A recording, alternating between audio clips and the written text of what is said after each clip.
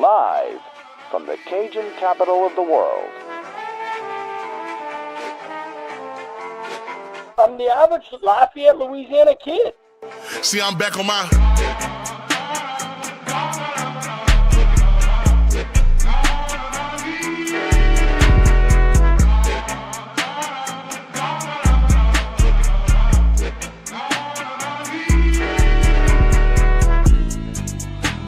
Hey, fellas. Hey, Brady Review said, congratulations. Say what's up, y'all. Yeah!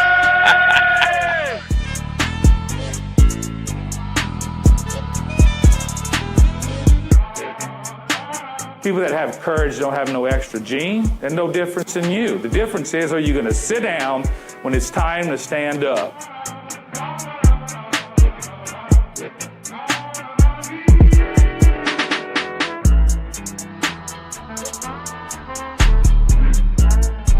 Ladies and gentlemen, welcome in to Ragin' Review. Your boys are back with another edition, the final 2025 edition of Ragin' Review. So we'll be talking a lot about this past year of, Jerry. I'm sorry, not Jerry. Yes, Terry. Terry throwing up the gotta get Bill out of the intro, man. Don't remind us. As of right now, still technically a part of the team. We'll talk about the transfer situation later, but first, boys, what is happening? It's good to see y'all. Been a little while. Jerry, I'm sorry, I kind of didn't end up saying what's up the other night because, it was, I'll admit, we had a little wild night. I mean, wild for me because I'm old. A little wild night at Legends, and I was tired. And being around family, I was tired, man. I'm getting old. So I know we're supposed to hang. My bad. I'll make it up to you next time. But it was a good time, bro. It was a good time getting tired, huh? Good time falling asleep, huh, Nick? Getting old. Yeah. Getting old sucks. Getting old sucks. Next time, rain check. KG, been a while, buddy. How was your I almost said vacation. How was your Christmas? The kids were happy. That's what it's about, huh? So, being in this dad role is a little weird to me because, all my kids are young. All three of them are under 5. And, growing up, you love toys. All you want is toys and video games and this, that, and the other. Well, as an adult, I hate toys, especially toys that have pieces and Nerf guns and anything that comes with batteries not included, which I think should be against federal law. What you holding up right there, man? Yeah, it won't work. It's a Pee-wee's Playhouse playset that I bought for myself for Christmas. This thing was unopened, made in 1987. These things sell for like thousands of dollars, but I got the whole playset. You can't really see it, but yeah, it's pretty cool. I love toys. But here's the difference. You're going to take care of it because you're a grown man that knows how to assemble I'm never going to open it. or that. But no, man, great Christmas. Kids had a lot of fun. Went to 3 different family members' houses, so we're very loved in that regard. But now I get to play dad and try to clean up a house full of toys everywhere, including the carport. So, but it's good to see you boys. And finally, I'll say this. My fantasy team couldn't get it done. We ended up finishing 3rd. Really could have used about an extra $500, but that's neither here nor there. We'll try again next year. Man, I got to tell you, my fantasy league, the entire season, I just blew everybody out. It wasn't even close. I went 11-2, get into the playoffs, and I had the wide receiver from Kansas City. I had the guy from Vegas, Devontae Adams. And then I had another jabroni. They all got hurt, and guess what? Then I lose. And I'm playing in the 3rd place game, kicking this guy's ass. So that's not a terrible thing. But it just goes to show you, you never know in fantasy. I think I scored 186 points so far this week. So I'm on a roll. I'm on the trajectory to take third place, which gets my money back, gets my $100 back. So that is so okay. we're all finishing in third place. Then it's like it's the third place club in this room right now. There you go. Yeah, because I'm the same way. I 11-2 on the year, number 1 seed, losing the semis, and I won my third place game. So, I guess we get something at the end. Right? I mean, that's. I'm just saying I am the third place guy. We're all third place, but you're both married with kids and I'm not. So who's the real loser here? Boys, we will take a quick break. Thank our sponsors. When we come back, we'll get into the 2025 season. See y'all in just a second. We'd like to thank the following partners who make Rage and Review possible. Our title sponsor, the Best Stop Family Market, with locations in Katy and Baytown, Texas, Toledo Bend, Karen Crow, and of course the official location opened in 1986 in Scott. Visit the Best Stop and ask about the Rage and Review tailgate platters. Gulf Coast Bank, title sponsor of the Tailgate Show every Saturday, 3 hours before kickoff. Planet Radio 106.7, Lafayette Roofing, The Yard Goat, Yes Please Branding and Marketing, Old Time Grocery, Stride Safety Solutions, Eat Lafayette brought to you by Lafayette Travel, Rage and Hydration, and Dr. Brett Venable at Recovery Chiromed. And we'd also like to thank our Patreon sponsors listed here.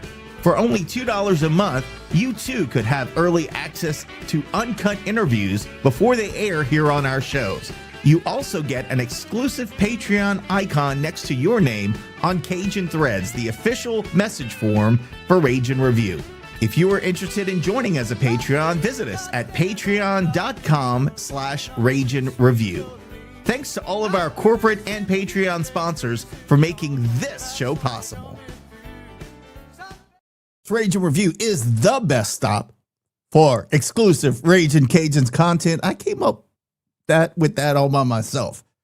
The best stop, of course, locations in Louisiana and Broussard, Karen Crow, Scott, Toledo Bend, and here where I am at, Katy, Texas, and also Baytown, which I meant to pull over. I wanted to stop at Baytown. I had my dog with me. I was going to leave her in the car with the little dog mode chaws. But I missed the exit and I was like, I ain't going back. So I'm going to check it out next time. But I did get $100 gift card to the best stop for Christmas. So shout out my brother. So I'm going to be hitting that up. My mama wanted to keep it because she's going to end up eating the meat I buy anyway. But, you know, it's nice they gave it to me. We got DJ Menace in the house. What is going on? Also wanted to say what's up to Crisco, saying props to us on all those sponsors. Man, that was a crazy time when we started signing up all then. And Demontre saying Bubba's Cup for third place fantasy. Oh man, hopefully no Texas State fans are watching. They are definitely gonna be upset seeing that and living the single nerd life. That's me, brother. Hey, I embrace it though. I embrace my nerdiness.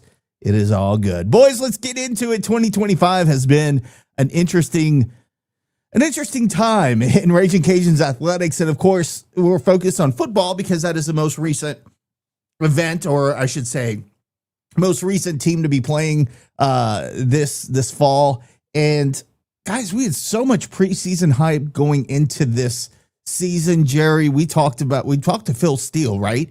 He came out and he said it was between us and Texas State, which I gave him a little bit of shit for saying, oh, Texas State again. Texas State always going to be in first place. And guess what? They always shit the bed, which they did again. 13 straight losses to Louisiana. Boom. But, you know, prognosticators typically, I mean, you heard it from everywhere. We were picked first in the West by the coaches. We were picked first in the West by basically all of the major publications. Obviously, when we did our preseason rankings, all except Cole, we all thought we were going 11-1, 12-0. Cole had a little more, a little more mellow look at things. I think he had us at 8-5. What was it, Cole? I had us at 9-3 in the regular season, and then to win the Sun Belt Championship. So, yeah, that would have put us at but you were the closest. 10-3. You were the closest. So it's been tough, and I see Crisco asking that question. We'll get to this in a second, but I want to talk about the preseason hype that we had, Jerry. You know, you kind of, I understand we had injuries, okay? I understand we had significant injuries on the O-line. Get that. Understand that. Understand that cost us some games. I get where they're coming from there. However, we did not have a completely decimated team in the first game against Rice. And the first game against Rice is what we saw all season. EMU, we had a couple injuries. Should have never lost to that team. If you're truly competing for the West, get completely obliterated at Missouri, which turned out to be, Missouri was a good team. No way they should have blown us out by 50 points. Jerry, where was the disconnect from what we thought this team would be to what they turned out to be? Because you can give me the excuse of, well, it's injuries, but at the end of the day, injuries didn't get us some of those losses that we took this season. I think in the first 4 games, if you watch, really up until the moment Lunch Winfield went in the game against Marshall, the team was just out of sync in many ways. Even against McNeese, where we won by 24, but it was a 17-10 game leading into midway through the fourth quarter. Even in that game, we score right away on the first drive, and they respond with a touchdown themselves. And if you look at McNeese this year, they were a very average or below average FCS team. So, even in the McNeese game, we struggled. And in the game against Rice, I think what was so frustrating was there was so much hype, right? Like you said, we talked to Phil Steele. He even said, if we play well against Missouri and win that game, we may be in talks for the CFP. And then before the season started, we were trying to ride off of that wave of the 10-4 season that we had the year before. We tried to ride off the wave of Walker Howard coming back home to Louisiana, coming, like the prodigal son, if you will, becoming a Cajun. That was big hype. Then you had Sheldon Sampson, a 4- or 5-star wide receiver from Catholic High, Baton Rouge, and LSU coming to the Cajuns with Walker Howard. And then you had the running back core coming back. So all of that hype, with a full defense, by the way. We lost a few players last year in defense, but defensively we had a lot of returning guys. So when you put all of that on paper, that's where the hype came from. And I think when you open up against a team like Rice and you're a 2-touchdown favorite in a brand new football stadium, you're expected to have some fireworks that first game and win that game by 3 or 4 scores, as what we expected for a Cajuns team last year, which I think they would have done under Ben Wooldridge. And then you lay an egg. All of that hype for 8 months and you lay an egg. You follow that up with the struggle against McNeese. And then you go to Missouri, a team that we said before the season started that they're an average SEC team. We can go over there and give them a decent game. And what happened? We got obliterated. And so you follow that up, you lose to EMU, and then all hell breaks loose. And so the disconnect to me, Nick, overall was just the slow start. I think we just couldn't click from that first game against Rice. A lot of drop balls. We gave up too many scores in the first half. And then that moment came in that final drive when Walker goes down and we can't get in the end zone or kick a field goal to win. I think after that Rice loss, I realized once again, we kind of USL'd that opening game. And then after that, we just couldn't find that mojo until Lunch went back in. So I don't know, man. I just think what made it hard and what made it tough was just with it was almost like, I think what makes it difficult is the storyline that led to that slow start. Again, Walker Howard, Sheldon Sampson, all this hype from the 10-win season last year. And we responded with a complete 180 of a result, a 1-3 start with 2 losses to very subpar, below average FBS teams. Next year, we actually have a very similar non-conference schedule. We open up with Lamar. We go on the road to Charlotte. We play at home against a struggling UAB team. And then we go on the road. I think our big game is USC in California at the Coliseum. Very, very similar scenario. I just hope this time around we learned I hope this is a lesson learned so we're not dealing with the same thing again. Cole, I'll let you talk about the preseason hype, but also 2 people mentioned it, including Terry. Gave the wrong QB NIL. Somebody else mentioned, we should have started Lunch from the get-go. Hindsight is 2020, right? Well, of course, you look back and you say that should have happened.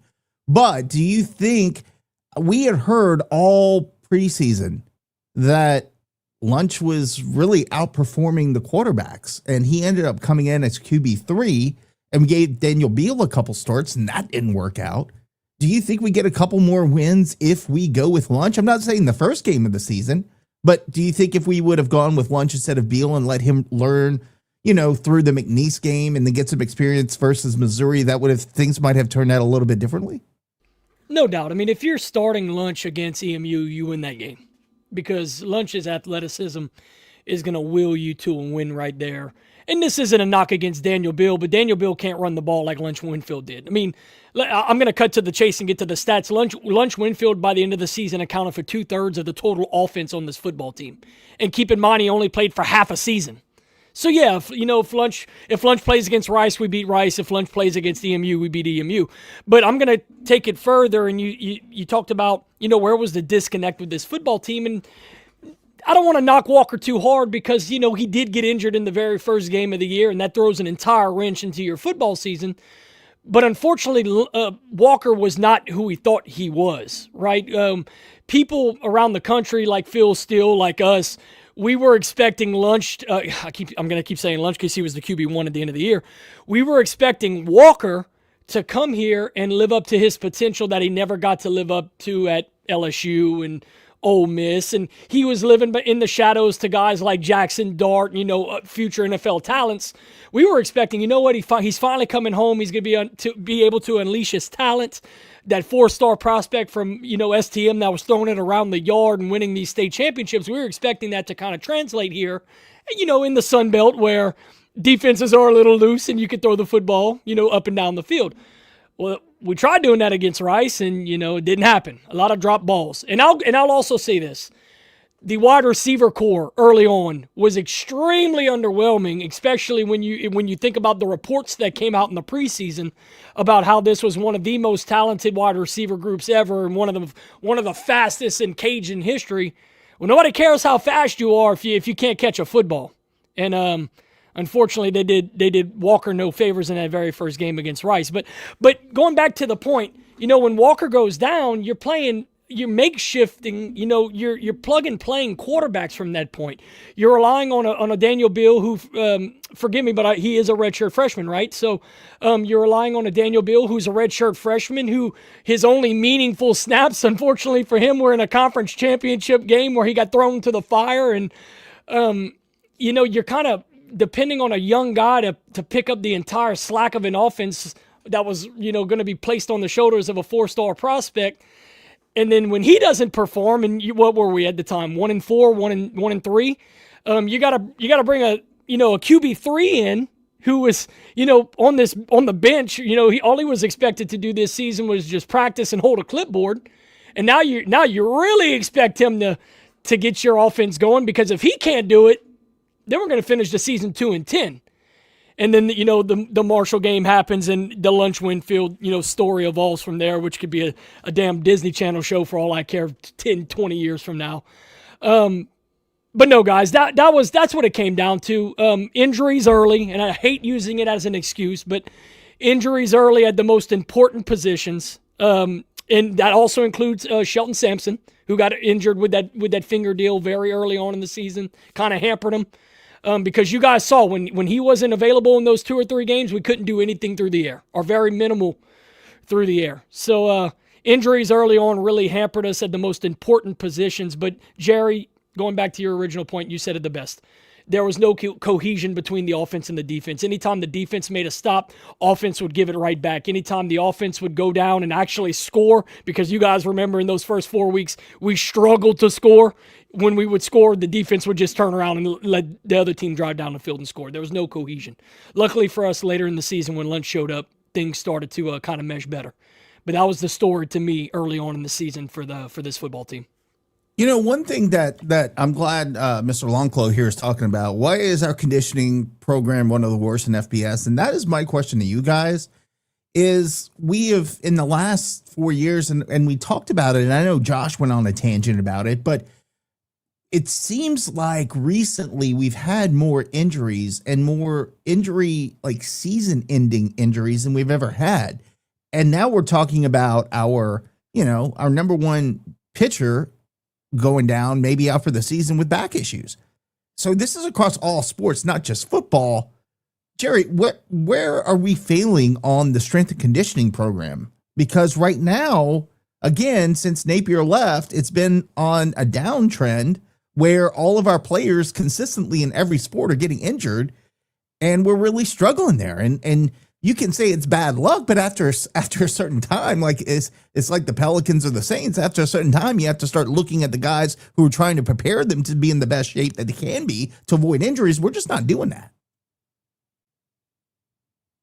I think the hardest part about it is you look at the big three sports, and it's not just a bench player that's getting hurt. There's significant injuries. I mean, we talk about with SEMO, right, in baseball. Football, we've had starters left and right. Our entire offensive line was depleted. And then in basketball, to start the season, we had two or three of the starting five that were out due to injuries. And I think after a while, sometimes you can call it coincidence, but in our case, it's a pattern. And so there definitely needs to be a conversation in that strength and conditioning room. I tip my hat off to a strength and conditioning coach that has to keep the players in shape in the best way possible. I tip my hat off to the trainers. But at the same time, when you're seeing a pattern of your starting 5 in basketball, or a pattern of your starting 11 on any side of the football, or you're ace in the hole on the mound for baseball, there has to be some type of conversation or some type of strategic path going forward on how do we train these guys, or how do we train these student athletes, because it's starting to become it's just a pattern. And so I don't know how they're going to do it. I know that there has been some talks and some conversations out loud now due to that. Now, I don't know if they're talking about it in the Cox building or where, but I do know that there's big fans that are showing concern for that. And look, I mean, we could talk about NIL in the portal. We'll get into that later on. But if you can't keep the guys that are here now healthy, look, we had guys we wouldn't get in the portal in football that were hurt. So, there definitely needs to be a conversation and a meeting or meetings of what type of path we can do going forward in the way we have our offseason conditioning and our training moving forward, so we don't have the consistency of injuries we've had, especially with key players. I mean, it's Our Lady of Lord Stadium, bro. Like, partner up right? with the hospital, get some good doctors. And look, I'm not saying that we don't have good doctors on staff, but there is something that is clearly being missed. And it's not just having doctors on staff to heal players. It's about the, the non-medicinal side of things, where guys are looking for nutrition, the right, supplements to use, all that stuff. Do we have the money to fund that anymore? I know Velocity Oats, I think is the name of his company. One of our alumni, we said, no, we don't want to do it, but Tulane and LSU are doing it. So, what are we doing nutrition wise? Because I feel like that has a lot to do with it too, KG. Like, it's not just about the guys getting stretched before games. It's about the nutrition. It's about the supplements. It's having access to all that stuff.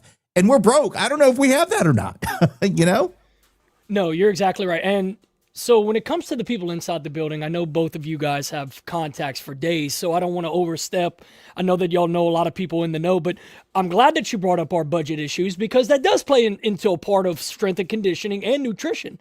I don't want to speculate, but I'm hoping those are not areas that corners are getting cut, right? Because, players' health is so important in this sport, because the best availability is availability, right? If you can't get your best guys on the field, I don't know, guys, but bottom line for me is this: the entire athletic department, we've said this, for the last 2 or 3 months now, is going to need a lot of binoculars are going to be looked at in a lot of places. There's going to be a lot of eyeballs looking at what's needed and what's not needed. There's going to be an overhaul in a lot of different places. Strength and conditioning, unfortunately, to your point, it can't be called a coincidence, because it's across all sports now. Your biggest stars are not able to get on the field, and the season, for some of the cases, the season hasn't even started yet. Jamison Keller, somebody put in the comments a while ago, there's one. SEMO is another. I mean, if you got guys, your biggest star is not able to take the field because they're injured in some capacity, not in one sport, but across multiple sports, I mean, that's going to raise eyebrows. And, it's going to get people asking questions about, hey, what's going on with the process, the strength and conditioning, the nutrition. But bottom line for me, and like I said, I don't want to overspeak. That's not my department. It's just that I hope as a school we're not cutting corners there because of the athletic the budget issues that we're having, because that would be extremely unfortunate and unfair to the athletes that are sacrificing themselves at our university. Jerry, I know we don't like to talk about whether or not coaches are going to get fired, what their job security is, etc. So we're going to beat around the bush on this one. Year 4, Coach Des, 3, 6, 7 seasons, and went 10-4 last season, which was good. I think the 10-4 season, you have to look at Chandler Fields and Ben Woldridge as a big part of that. I think Ben Woldridge covered up a lot of deficiencies we had. He spread the ball around. Lunch goes to the same receivers. Love him, but he goes to who he's comfortable with. Ben could spread the ball around. He saw the field really, really well. Wasn't as much of a running threat, but he could pass the ball and run it when he had to. We're in year 4, about to be year 5. Do you think there's a hot seat coming into next year where we got to do better than 6-7, or potentially there could be a change made? I think right now there definitely needs to be some, and I said this in the post game, there needs to be some internal reflection with this staff on where do we want to go. We've had quite a few coaching staff members who have been around since the Napier days, which is fine. I mean, I have no problem with it. I mean, they've seen success, but at the same time, if you're going 3 out of 4 years with a losing record, going 6-7, then obviously what you've been doing isn't working, or at least not working to the standard that we've set for ourselves in the last decade or so. I personally think, and I know this isn't rocket science and this isn't a secret, but I think that we need to find a play caller, or Des needs to give the play calls to somebody on the offensive staff. I mean, I think, look, if you look at the experience, George Munoz has been a play caller. He was a play caller to Dez when Dez was quarterback under Ricky Bustle. He was a play caller under HUD. You have Tim Leger, who has also been a play caller before. So you have 2 offensive guys who also create the playbook with Dez that have called plays. Give it to one of them if you don't want to hire a new OC. If you're comfortable with the offense we're running and you like what you see, give it to one of them and then take the then be responsible. Be a responsible head coach. And I'm not saying Dez is irresponsible. What I'm saying is take more initiative on the head coaching traits rather than the play calling, if that makes sense, right? You've got some coaches that have been play callers in the past. They've given up their play calling and they've focused on the actual game management, right? For example, Eastern Michigan. We squib kick it with a minute and whatever left and put Eastern Michigan in field goal range to kick the winning field goal. I think if you're not focused on play calling, maybe you may have more time to focus on things like that, making sure that the players are in position and we're not calling squib kicks on special teams when the game's on the line, making sure we have good clock management, right? Because when you're calling plays and you have a play chart full of, I mean, you've seen Sean Payton's play chart. I mean, it looks like it's like small print with all these plays. When you're focused on that, it's hard to see everything else. And I'm not saying Dez can't do it. What I'm saying is obviously what we're seeing now and the process that we've used now has created 3 out of 4 seasons, which have been losing seasons. I'm at the point, my biggest thing, go get a play caller, go find an OC, or give the play calling duties to one of those offensive coaches and let Dez be more of a head coach on the field as well as a game manager. And I'm telling y'all, I think something like that, something as small as that, could really, really help us improve as a team moving forward. Well, I don't think that's small. I think that's huge. And I was going to mention this, but Bryce beat me to it. Billy Napier, he gave up play calling at JMU. Did he? He's got, he's got an offensive play caller coming in as OC, which is a smart move.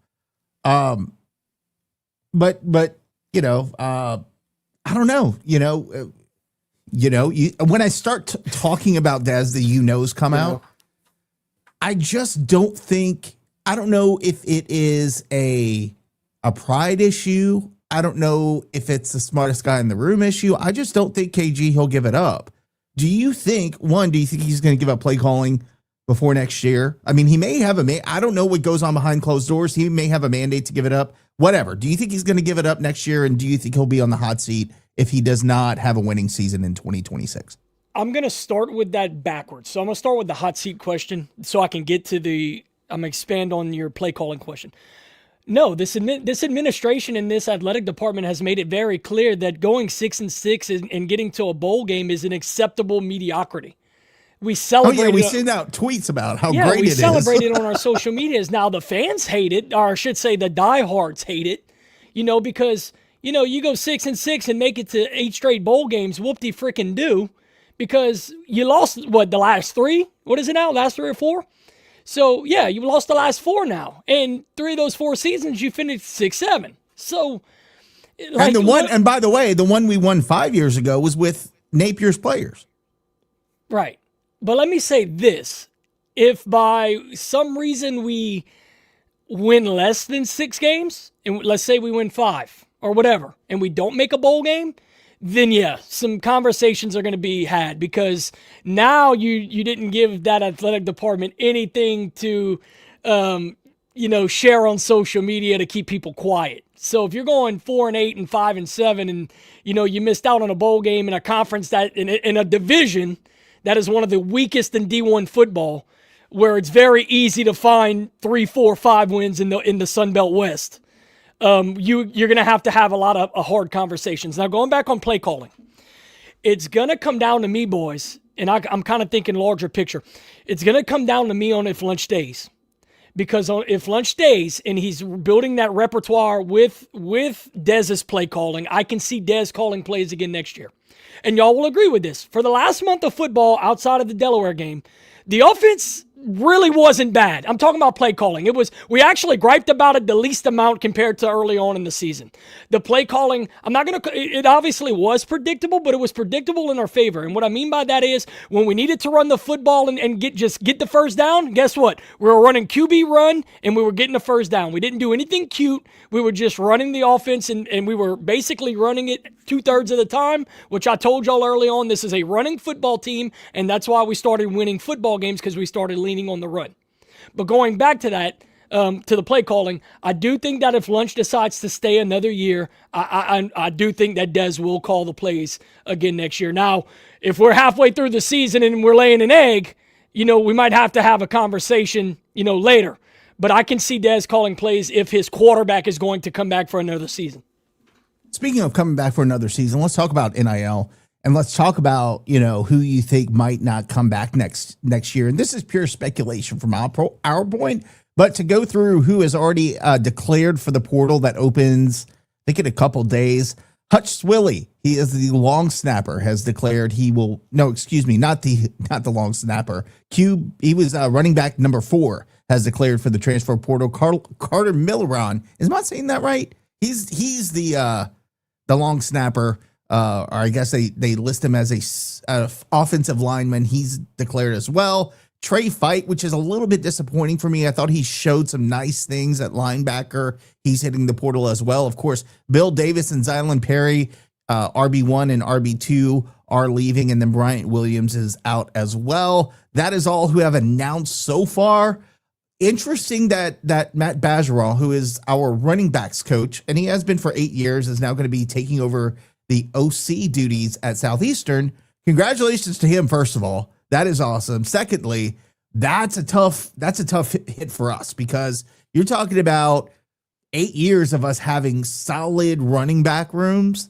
And look, we had really good talent with guys like Elijah McGuire, who, made it to the NFL, and guys who left for TCU, and, and then, of course, Zylan and Bill were really good as well. But a lot of that had to do with Matt being able to coach them up.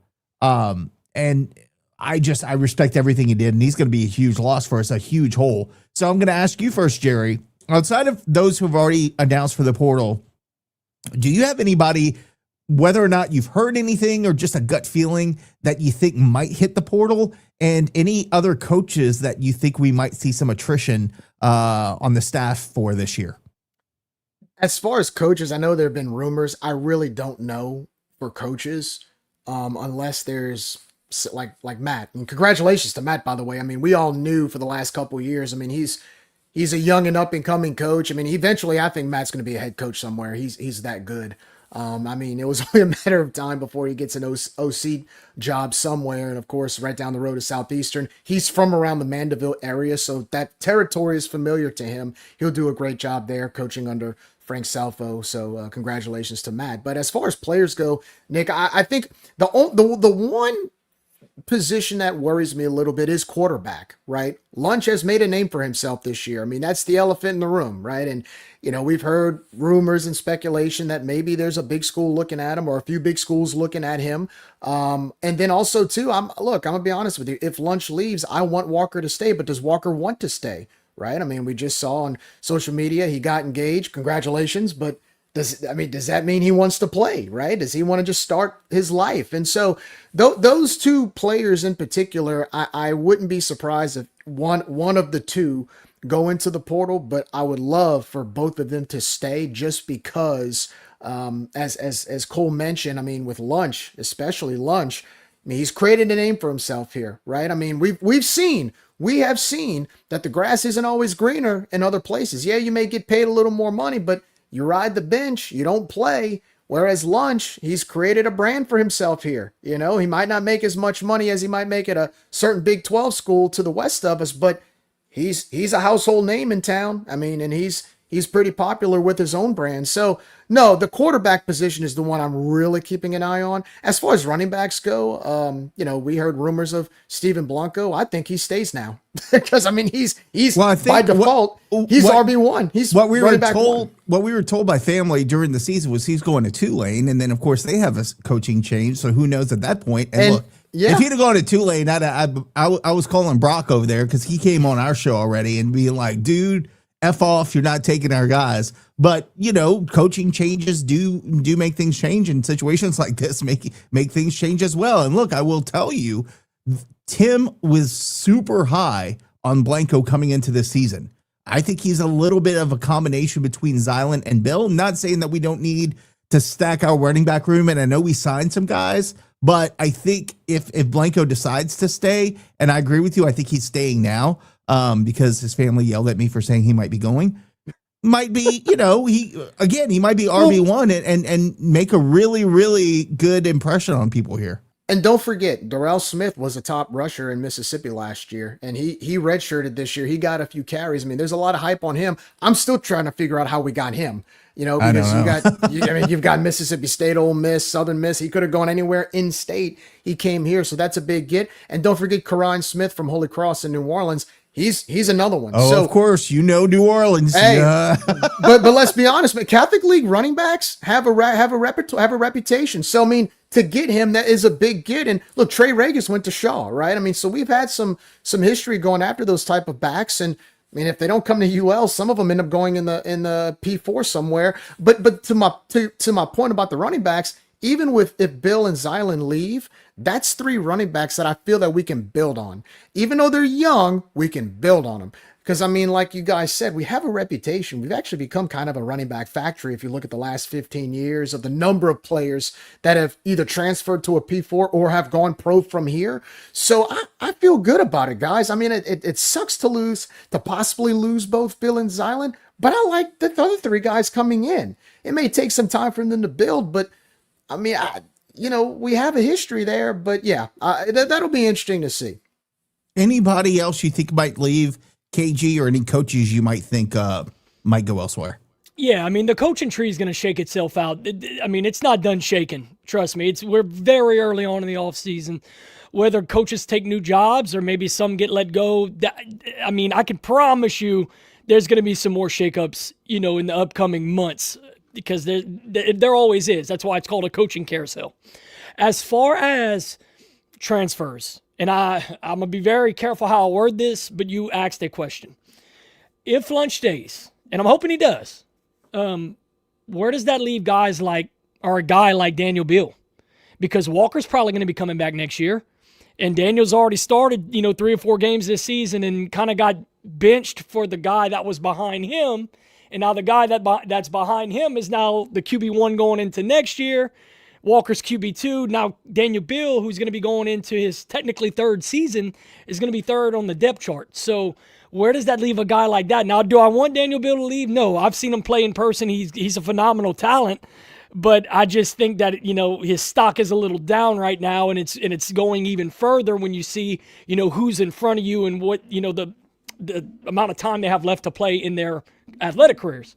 Another guy that I am very surprised has not jumped in the portal yet, and I hope he doesn't because he is a phenomenal talent for us, is Brent Gordon Jr. Don't say his name, man. Yeah, don't say his name. Just say BG2 or something. Don't say his name. Don't jinx it. You asked the question, and that kid is insanely talented, and there are a lot of teams. I mean, we're blessed to have him. And, he's a diamond in the rough for us. But you asked me a question, and that was my immediate thought in my head was Brent Gordon Jr. I was very surprised to see him still not in the portal. Now, I know it doesn't open until a little bit later. Things can shake up. But I'll stop there. I don't want to give any other names. I hope that, everybody on this roster decides to stay. I won't be surprised when I see more names go, though, because, guys, you've been around college football, especially with the portal, enough to know when you get into that weird, like, redshirt junior area where you got to maximize your final year of eligibility, you're just going to jump into the portal to see what you can get because that might be your last opportunity to get paid, right? A lot of these guys won't go to the next level and play NFL ball, or if they do, it would be on some kind of practice squad or walk-on role. So it's not uncommon to see redshirt juniors jump into the portal just to see what they can get. Whether it's, a couple thousand, 10,000, whatever. They just want to maximize that final athletic year that they have left to play ball. So I'm sure there may be a couple of guys like that on our roster that we see jump in and we're like, they left because it's their last year and it's a circumstance deal. But I'll stop there, Nick, because I don't want to give any more names, and I'm going to knock on wood now. Brent Gordon, please don't freaking leave us, man. I'm with you. And look, guys, I know some of y'all are exhausted with NIL. So am I. I mean, I think everybody's reaching the boiling point where NIL is driving the bus, and I think in the next couple of years it will somehow work out. But hey, if you don't, here's a suggestion: if you don't want to give to NIL, give to us, okay? And I'm being 100% serious here because Caden Jensen was a brand ambassador, and we paid him to come on this show. And you also supported this show running. You supported the equipment we used. You support the tailgates that we did, and you supported the NIL deal. So through us, you can support NIL and Rage and Review. So if you're deciding, I'm done with NIL, we will take your money, and we will also contribute so that guys like Caden and whoever we sign for baseball and who we sign for basketball next year and all this stuff is going to go back to them. I'm just saying, that's just a thought. That is maybe some strategy we need to look at for next year. Raging Cajun King asking, have we heard where Bill and Perry are going? I've not heard anything from Bill Davis's camp. I did hear through the grapevine Cincinnati might be a landing point. That is not secret. That has been thrown out there on several different platforms. But heard that Zylan may be going to Cincinnati for money. And just, and Bill's dad got into an argument with the current player's dad about, well, it ain't about the money. Dude, okay, that's fine. But you're also, like, credits don't transfer. How many do you need to graduate? You're going to a new place. You got to start in January. You're probably not going to get registered for all your classes you need. Like, you're going to get paid, but then you end up without a college degree. And that puts you behind the 8 ball when you have to get into the real world. And that's really what this whole NFL or NIL crap, where it really pisses me off, is that, yes, the kids are going to get paid, but guess what? They're not going to get paid what they're promised. The agent's going to take money from them. Whoever, introduced them is going to take money from them. The school may not have committed to that amount, and they're going to end up not having a degree, probably riding the bench and not getting what they were promised. Trust me, I know personally from a guy very close to me in this city that got promised all kind of stuff and didn't get any of it. So I hate seeing that for those guys. And that's really what pisses me off. One of the things that pissed me off about the NIL process. All right, boys, I will give you one last question about 2025 football. Let's talk about offensive and defensive players of the years. Players of the year that you guys have kind of thought through. I will just say Brent Gordon Jr. is probably going to be our pick for defensive player of the year. I don't think there's any question about that. And probably Lunch's offensive player of the year. Team MVP, I'm going to hold off on that and tell you all about it why in a little bit. I'll start with you, Jerry. Your thoughts on offensive and defensive players of the year and team MVP. Well, I mean, you basically gave mine away. I mean, obviously, Lunch and was the easy offensive player of the year, and Brent Gordon Jr. was the honor. I mean, obviously, the defensive player of the year. I mean, I can name a few other guys that really stood out, but I mean, those are the top two that I would say would be ideally the guys, right? I mean, if you look at it offensively, I mean, Lunch. I'll be honest with you, Lunch saved our season. To Cole's point, No doubt. If Lunch doesn't come in against Marshall, we're sitting here with maybe a 2-10 record, and our season would have ended over a month ago. So he definitely gets the accolades. I'd probably, you know what? I think if you look at the offensive side of the ball, if I want to give I will give an honorable mention since it was an easy answer.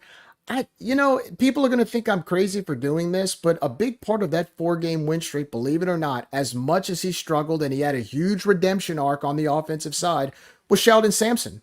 Since that game against South Alabama, his health being much better and him being able to make certain plays and having that connection with Lunch made a huge difference in the game against Texas State. It made a huge difference against South Alabama, which I thought that was the game when the offense started to explode. And even in the last two of the regular season games against Arkansas State and ULM. So I'm going to give an honorable mention to Sheldon Sampson. On the defensive side, I'll do the same thing. I'm going to give an honorable mention to, it's a tough one for me, man. It's either between Jaden Duggar and Jordan Lawson. I have to give one of those two. I'll give 1A and 1B to Jaden Duggar and Jordan Lawson.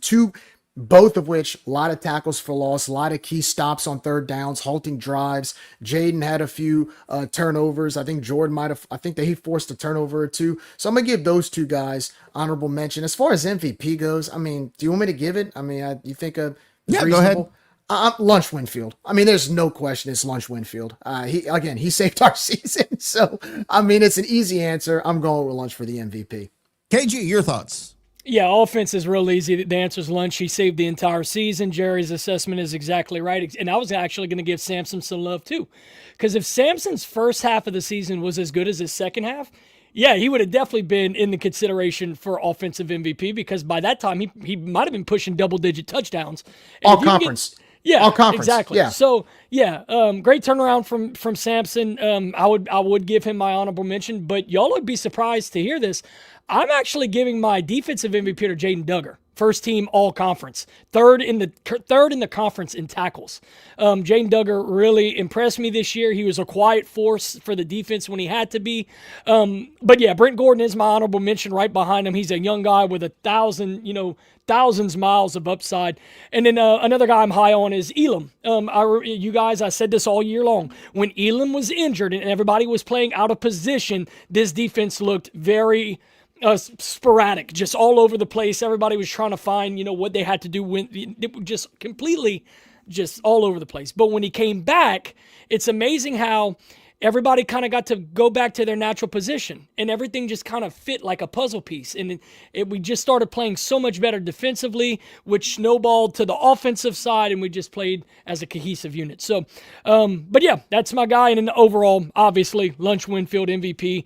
There's really not a close second, if we're being honest with you. Without Lunch Winfield, taking snaps for this ball club, we're a 2 or 3 win team. And that's really the bottom line of that.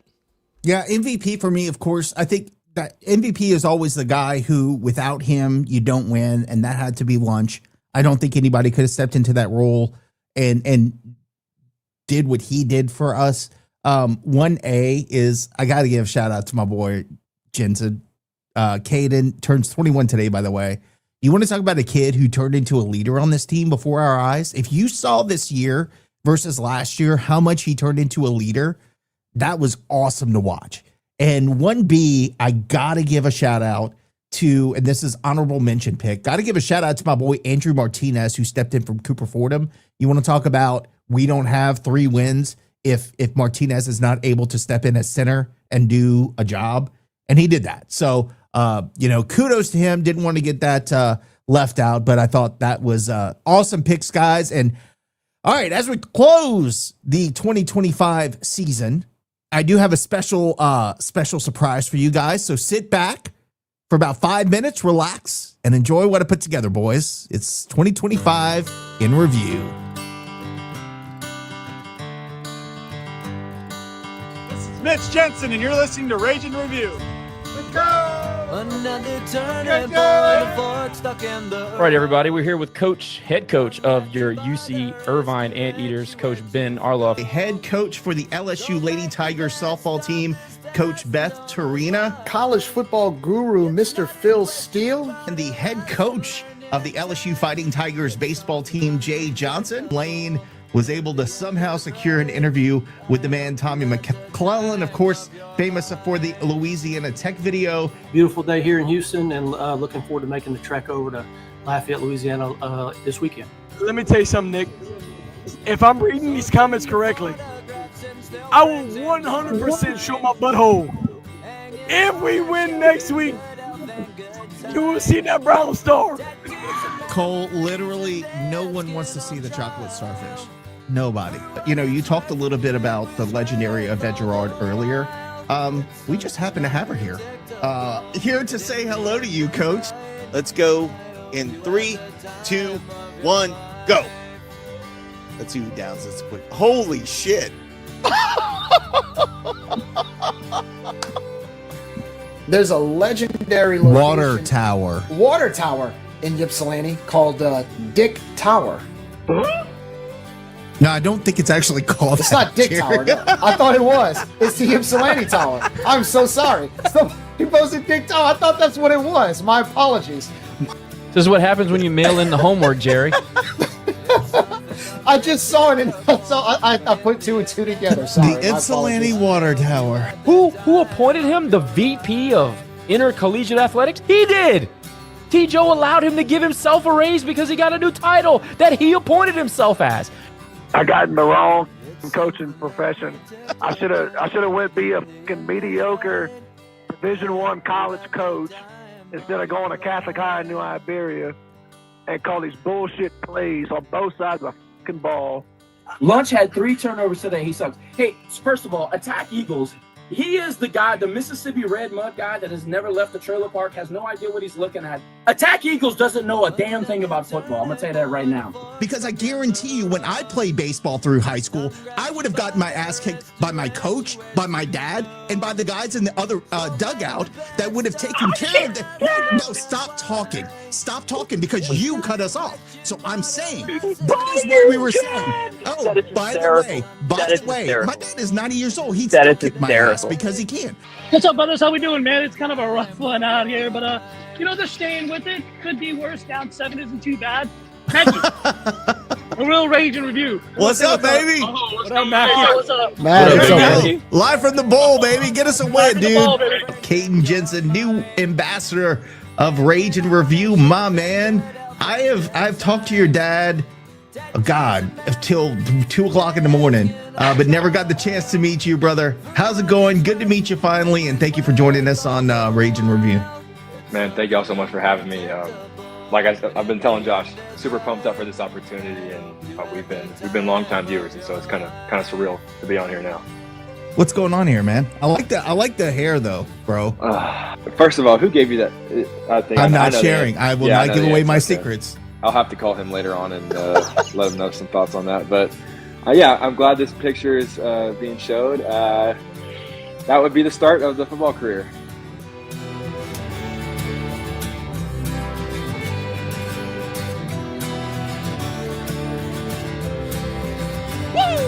It's something unpredictable, but in the end it's right. I hope you had the time of your life.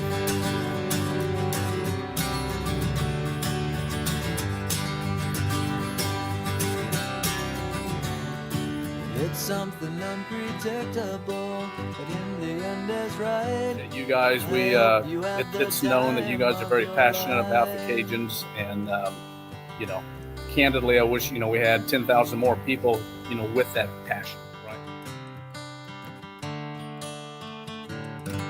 And just like that, boys, the 2025 season of Rage and Review is not quite over. I mean, it's not over yet. We still have the rest of this to go on. Are you okay there, KG? You okay there? You guys like that? How was it? Dude, you know what's crazy? I think of when you play Green Day, Good Riddance. There's a video from 2005 when the Ice Skaters left. Was that you? That was me. Dude, I'm feeling. See, like when you put a video like that with this one and we're included, it's a little sentimental, man. That was really, really good, Nick. That was really, really Not good. gonna lie, when I did the Jensen thing at the end and then I put his dad in the video and all that, I'm like, oh, that hit me in the feels. That's cool. You did a hell of a job, man. No, I was awesome. Actually laughing when it started because Good Riddance was our class song. When of course, it was everybody's back in the 90s and 2000s, man. And what's hilarious about it is the song is about a breakup. That's what that's what's so funny about it. Like then everybody graduates and stuff, and then the real song is about a breakup. And I like how y'all brought in you had to do the Ypsilanti Tower, right? Of course I did. I wanted to do the commercial. I couldn't find which episode that was on. But man, tell you what, I was working on it. I'll get it for you. And if you want to edit it for maybe, I don't know, for New Year's Eve for something else, we'll do it. We're going to release this on social so that you guys can see it. But I spent all afternoon. That's literally what I did all day. I'm like, all right, because my boy Adrian over here, he actually gave me, I was like, Adrian, like, what are some things you remember from the season? Because I wanted it to be a surprise for you guys. What are some things that would be great that we could put in there? And then he gave me a couple, the Dick Tower was definitely number one on there. But he's like, I think he actually sent me the butthole thing. And I'm like, oh, yes, I got to go back and find that. So. Yeah, that's why you had texted me like, hey, where's the video of Cole? Yeah, Cole, Nick texted me today. You got the video of Cole running in his draws? I was like, no, I can try to find it, but I don't think I have it. Oh man, too bad. Well, I found it, thank goodness, so we didn't have to worry about that. But again, Cole, I know this was your first, not full year, but your first year, 2025, working with us. We love having you here. You've been certainly a lot of entertainment for us, and we'll continue that through baseball season if you'll stick around. I don't know if you'll stick around for a little while longer. All right, boys, let's talk about 2026. Speaking of, we touched a little bit about what our schedule will look like next year. And correct me if I'm wrong, it looks like we finalized our final out-of-conference game. So will we be hosting Charlotte, Jerry? Or we'll be traveling to Charlotte? So we're going to be going to Charlotte of the AAC. And I know everybody's like, oh, they're terrible. Well, dude, we just lost to Delaware in a bowl game. So we have no right to call anybody terrible. Let's take that down a little bit. Lamar is going to be coming to Our Lady of Lourdes Stadium on September 5th. Louisiana will travel to USC, which I think is really, really cool. And I'm looking into potentially going to that game because I've always wanted to go to the Los Angeles Memorial Coliseum. That's happening on September 12th. Of course, Terry is moving away from the area when they go to California. So way to go, Terry. And then UAB is visiting Our Lady of Lourdes Stadium on September 19th. Once they figure out all the in-conference stuff, that'll be uploaded as well. But at least we know who are playing out of conference next year, and assuming that Louisiana Tech will be part of that schedule next year, Jerry, would that mean that is like official now? That's correct. So because we were able to schedule Charlotte and USC back to back, that should confirm that Louisiana Tech is expected to join the conference. Now, whether or not we go to Ruston or they come to Lafayette is yet to be determined, but it sounds like, and I think I want to say that Louisiana Tech, I think the news came out a couple weeks ago that they were working a deal with the Sun Belt Conference to get in starting July 1st as full members. So now that we have we got 4 non-conference games. I mean, that pretty much should confirm that Louisiana Tech will be joining the conference. So I don't know if we're going to be taking a road trip to Ruston or we're going to be bringing the Bulldogs to Lafayette. That'll be the next interesting question, because we did go to Louisiana Tech in 2015, the last time we played them. So maybe they owe us a trip here the first time around. I hope so, man. I hate Ruston. I hate everything about them. Terry calling out. Man, I almost put that rant that you had on the voice of the Cajuns, but I held back. That was one of the ages there, Cole. That was one of the better rants that we had all season.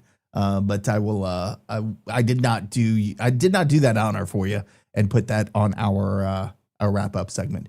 Jerry, let's talk about basketball. Guess what? We're on a freaking win streak, boys. Basketball, 2 straight wins. There's hope. There's hope. Talk about it, man. We were able to shoot the ball. Imagine that. And, things got a little scary for a bit, but Cajuns 2-game win streak. This is how it turned around back in 2011 when we, didn't look that great early in the season. Talk about what you're seeing this year. Well, I've seen improvement over the last 3 games. When we went to Ruston, we got spanked, and then we go to Southern Miss, and I mean, up until the final 2 minutes, it's a 2-possession game, and then of course all that drama unfolds when I think it was Finister tried to drive down the lane, and I mean, he literally got mugged, and the ref called nothing, and then before you know it, the ref throws Quantis out, or Coach Q out, and then all hell broke loose. But oh no, he should have gotten pushed out of the game. That was great. Totally okay for cops to like grab coaches who were yelling at refs. Well, look, I'm gonna be honest with you. Like, if I were the coach and one of my players got like literally abused like that and literally tackled, when the foul deficiency is like 40-3, yeah, right. I'd be pissed too. I'd be mad. Now, should he have stormed as much as he did? I don't know. Yes. I mean, yes, maybe, yeah. I mean, but at that point, it's just that's if the foul discrepancy is that high, and one of my guys is getting, and it's a 2 or 3 possession game, you're in the game, and you don't even get a foul to give you a chance to get within a possession, I'm pissed. I'm screaming. And I'm like, look, man, you've done this all game. And that's probably what he said with a few more expletives. And then the ref teed him up, and then he threw him out the game. I mean, it is what it is, but I like the way, with all of that being said, they went to Monroe, won by 14. And then the other day against Norfolk State, who went to the tournament last year, by the way, they were up by as many as 21 points in that game.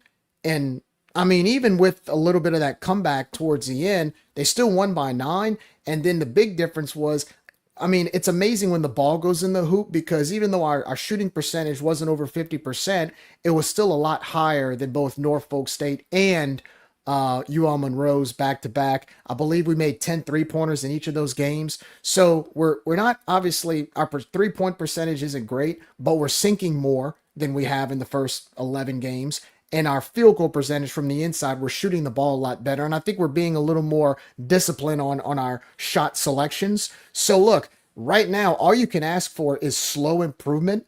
I believe, I forgot his last, Bilal or Bilal. He played yesterday. He's healthy. So we're getting some guys back. So look, we have a big game on Wednesday, New Year's Eve at noon. It's a noon tip-off. It's a conference game against South Alabama.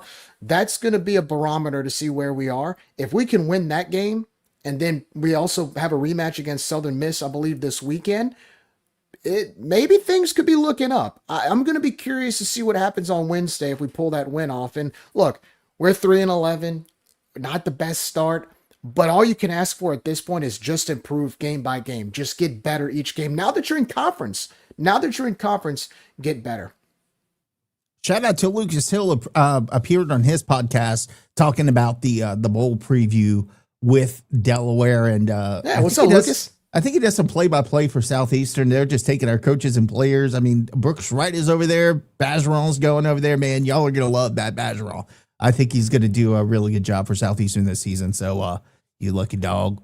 Let us know. Let us know how things are going over there. You know, Jerry and KG, I know you're not a big basketball guy, but if you want to chime in, go ahead. I just find it funny that a former coach's wife has decided to chime in on all things basketball for the Cajuns. Why would you do that? Like, why would you take pleasure in cheering against the Cajuns when in 2011, when your husband took over, it might be 2010, I don't know, whatever. It was the first year he took over. We were like 4-13 or something before they turned things around. Go back to Tobacco Plus. I don't know. Do your thing. Like, what you not need to not be doing since your team is 0 the season. What you need to not be doing is worrying about us. You might want to worry about this current situation you're in. But anyway, Jerry, it's just bad form. And I feel like coaches' spouses should just stay off of social media because you have assholes like us who are just fans talking about stuff. Just stay off of social media. Like, that's really what should be. Anyway, I shouldn't tell anybody what to do. I shouldn't tell fans how to fan, but I just think it's in bad form, Jerry. Yeah, I mean, look, we thought before the season, and we were told by people close to the basketball program that there are certain fans who were really close and had friendships with the former basketball coach who maybe subconsciously we're pulling for our demise. Then you're not a fan of the program. Then you don't belong here. I'm sorry. If you're pulling for us to lose, that's bullshit and you don't belong here. And you should be called out. Or at least to not be as big of a fan because you have sour grapes that the previous guys no longer Then you hear. should not be here. But what I'm looking at is where he went, North Florida. How are they doing right now? Should we get an update on what North Florida basketball is doing? Because last time for the I checked, season, buddy. they're 2-11. They're 0-10 Wait, against they D1. have okay. They have 2 Wait. wins. Okay, gotcha. But they're 2-11, but 2 of those wins are against non-D1. So according to the net rankings, they're 0-11. We're 3-11. Now, that's nothing to brag about, but the last time I checked, as slow of a start as we've had this year, we're ahead of them in the net rankings right now. We're ranked ahead of them. So I don't know what anybody's celebrating about, especially considering the other school that this particular coach went to is on a worse team than ours. Well, I mean, to be fair, that's like arguing who's the taller midget. I mean, at that point, you just say, hey, we both suck, but you have no reason to say we suck more than you. So what's the trade-off? We keep things the way they were last year and the year before and this for the same result? Or do we try something new like we did and have upside, right? I mean, so I don't know why anybody would get an enjoyment out of watching us struggle when your fanboy or whoever you're fanboy of is worse than we are. We didn't enjoy watching Bob struggle. We wanted him to win every game.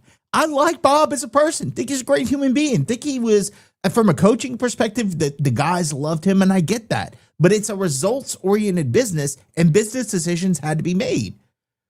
Look, man, and I'm saying I guarantee you, Bob Marlin has moved on from this.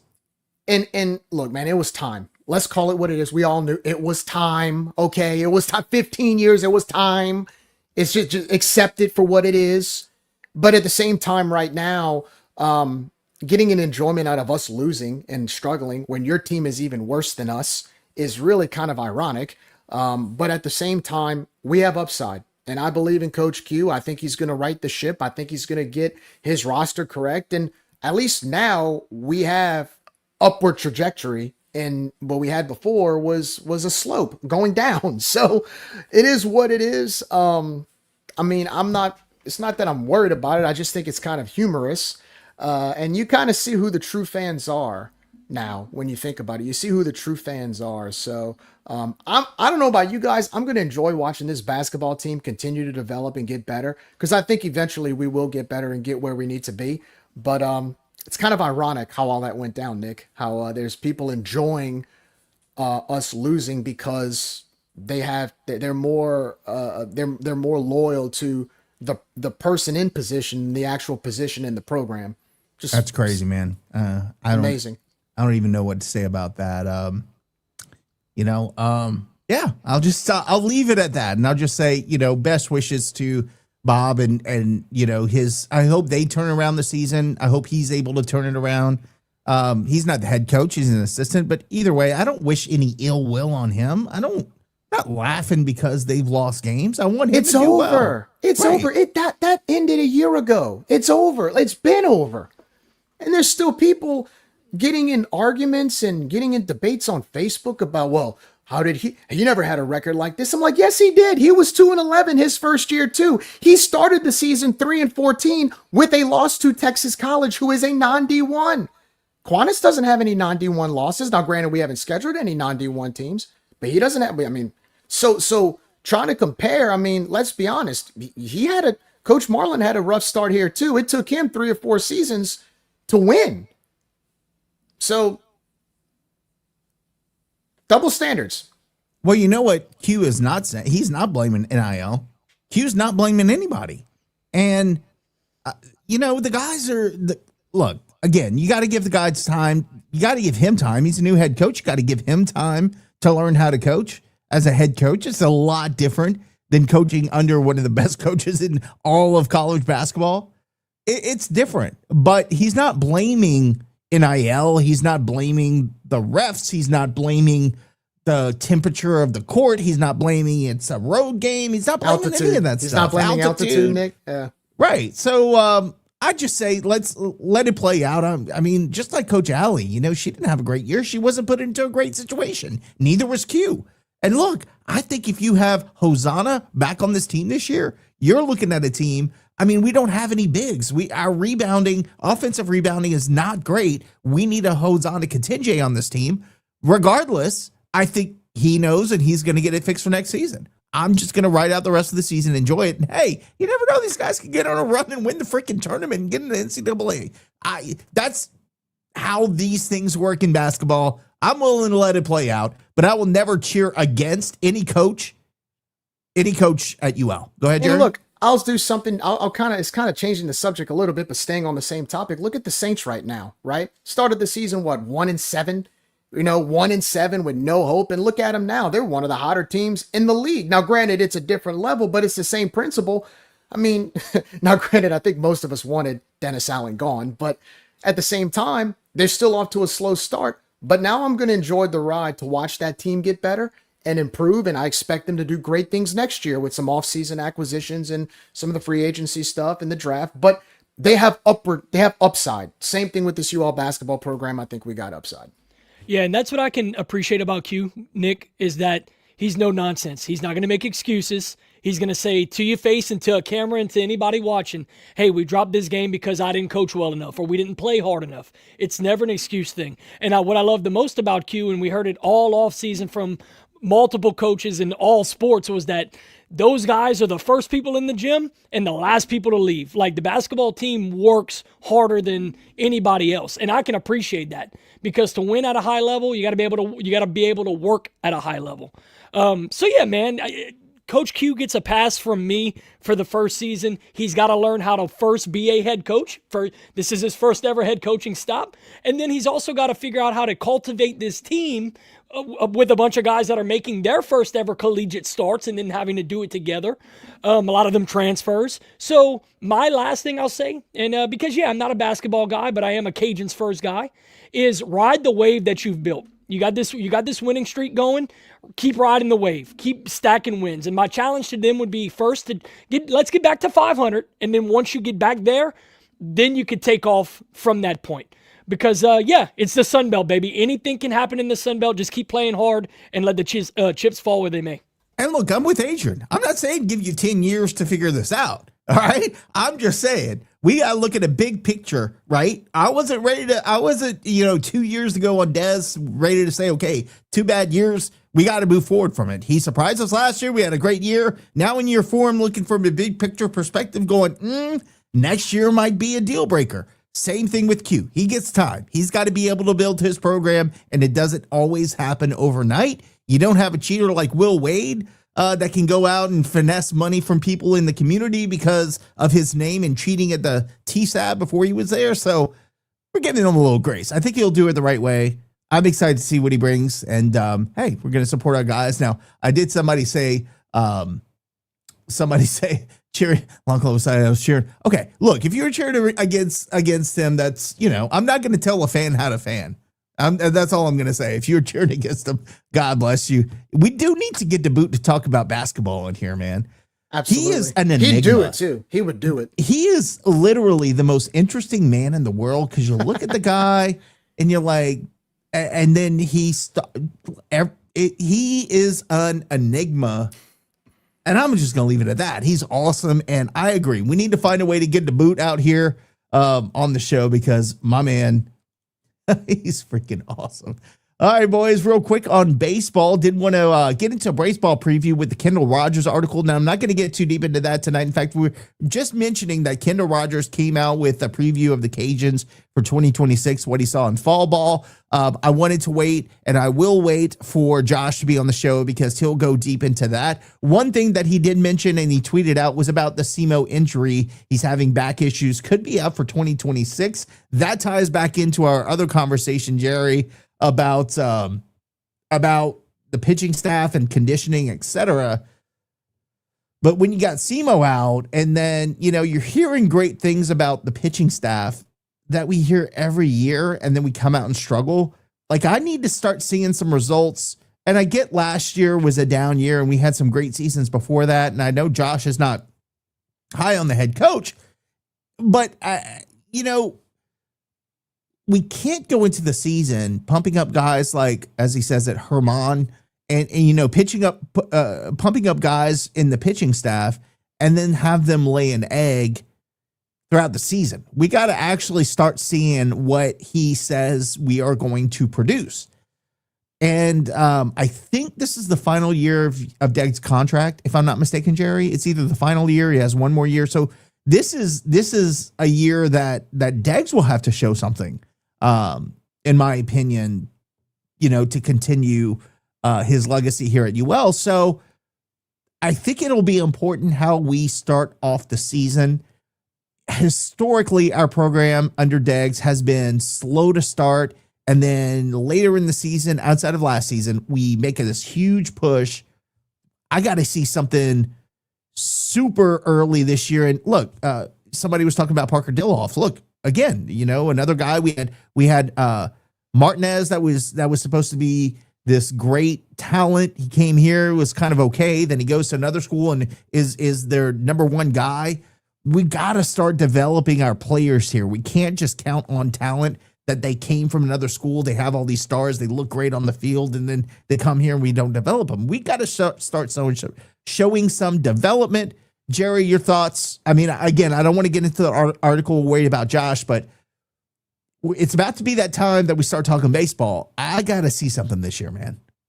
27 win seasons at UL is unacceptable, and it always will be unacceptable. And by the way, it was unacceptable under Robe as well. So we're not giving any pass to any coach. No, Robe was the one that started that, right? I mean, and even Robe fell victim a few seasons to some underachieving years, very few in between. But Tony would be the first one to tell you how it's unacceptable because of the standard that he and many others built. But if you look at our pitching staff last year, let's just call it what it is. It was atrocious. It was bad. It was inconsistent. Getting run ruled by Arkansas State at home, giving up 10 plus runs to a SWAC team in Texas Southern, struggling against Southern on a Tuesday night. It was just bad. No timely hitting. Bats were inconsistent. You had very few home runs as opposed to what you've had a few years before. You didn't really have that one dude on the team like you had with JT and Debo 2 years ago. The whole year last year seemed out of whack. It just seemed off. And we could never find that one weekend that really set things off. We had some promise against Nebraska. We took the series there. Then you take that Friday night win. Luke Uhas gets that winning base hit to beat Dallas Baptist. And then every time you get something like that, you lay an egg 2 or 3 straight weeks, or you lay an egg in a midweek game. And you never could get the groove going last season. And so this year, especially with the pitching, I'm looking at pitching because I think under a Deggs system, you're always going to have decent bats. Even at worst, you're going to have guys who can hit the ball. But I'm curious to see what this new coach, Taylor Sandifer from Marshall can do. This is our 4th pitching coach in the last 6 seasons since Matt Deggs has been head coach. So I'm going to look for more consistency on the pitching side. And I'm also going to look to see who's going to be that dude that steps up. Who's going to be that guy? Who's going to be the Debo, right? Who's going to be the dog? And so we have some new talent in the bats, and we do have some guys who can hit, but it's not just about whether or not you can hit. I want to see some, as Robe would say, throwdown. Give me 2 or 3 guys with throwdown. Complement that with some disciplined pitching, and this can be a 35-win team. It's not hard to win here. So last year cannot happen again. To your point about a Deggs contract year, look, you win 27 games again. The expectation speaks for itself. Can't have another year like you had last year. Last year was atrocious. Yeah, Steve, I had less of a problem with the Troy guy and more of a problem with the Texas State guy who was sticking his tongue out at players and just being a total D-head. Anyway, yes, Taylor Sandifer. What I like about this, Jerry, is that you have a proven pitching coach, because you have to think we had BJ Ryan who came in. He had never been a pitching coach before, had tons of experience, was a major league pitcher, signed a $50 million contract. Like, obviously he was good, but had never coached. You had Tibb come in. Tibb was a head coach, but he wasn't a pitching coach. So that was a little bit different. We had Leger, which I absolutely love Leger, but he was micromanaged the entire time, and he was learning how to be a coach as well. You got a guy who hopefully if Deggs doesn't micromanage a pitching staff this year and lets Coach Sandiford do his thing will be a net positive for the Cajuns. Hopefully, we will see if that works. And then, of course, Jimmy Rickelson, who comes to us from McNeese State. Coach Rickelson was, has been in baseball for more years than I've been alive. Excited for him to be a part of the program. Got to tell you, man, I'm getting kind of geeked up about it. But KG, any thoughts about baseball season, the injury to SEMO? What you think about the coaches? What do we have to do this year in baseball, or should I say next year in baseball, to keep this thing going? My 4 areas to watch from me, especially now that SEMO's out, your Friday night guy's out, a premier Sunbelt pitcher, is can J.R. Tollett step up and fill the void? It's his time to step up, to grab the ball, and to be the guy, because Tollett last year had some flashes where we were like, damn, like he could be the guy. Like he was throwing it at times, throwing it better than SEMO. And so I need him to step up and out the gate. Like, hey, you know that SEMO might be out the entire year. You're going to be the Friday night guy going into it. Like, hey, grab that ball and get on the mound and let's get to work. Secondly, I need to see where the home run production, or I should say the power production, is going to come from. Because, Jerry, you made a great point. Home run numbers were down last year, and then you just lost basically all your power hitters to the portal. Stelly's gone, Uhas is gone, and basically I want to say I'm missing one. But the point I'm getting at is that all the guys that kind of carried the weight when it came to power are gone now. And one other point I want to bring up, because we didn't talk about it enough last year, and it was kind of glaring to me because I love stealing bases and playing small ball. We did not run at all last year. Compared to the year before where we broke records, it was night and day. We ran the bases, but we were terrible at it. and that's what I want to say, guys. When Matt Deggs is coaching his best teams, these are teams that can fly around the bases. These are teams that are stealing bags at will, and we did none of that last year. We were basically praying to string hits together just to get runs in. And I mean, that could happen. That will work at times. But in the years prior where we were, you get a base hit, you steal second, bam, base hit, we score a run. Like, you see how quickly that works? Bam, bam, bam, run scored. Like, that's the kind of ball that Matt Deggs wants to be playing. So really curious to see how this team will run the bases this year and steal bags, because if we're going to get back to winning ball games, especially close ball games, that's what it's going to come down to. Lastly, man, what was it? Defense. We were very bad defensively early in the season, and for a team that plays on turf, that is unexcusable. So especially in the infield, I need us to play better defensively out the gate. I know we got guys like Galt coming back, and you got some pieces that are going to be moving with Markle, and people are going to be asked to kind of play positions that they've played before, but it might not be their natural position.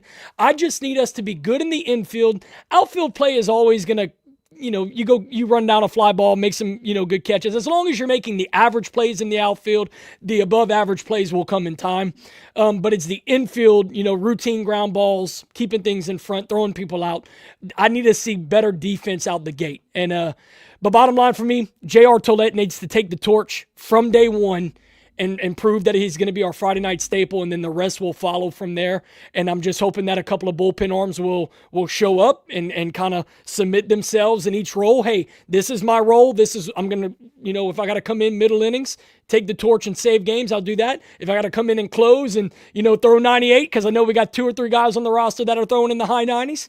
I'm just hoping that, start hot, like you said, Nick, and let the rest follow. And please, let's have a better season than 27 wins, because last year was really infuriating. I think one, we need to see better offensive production. Deggs is known for that. Like, we need to get back to that.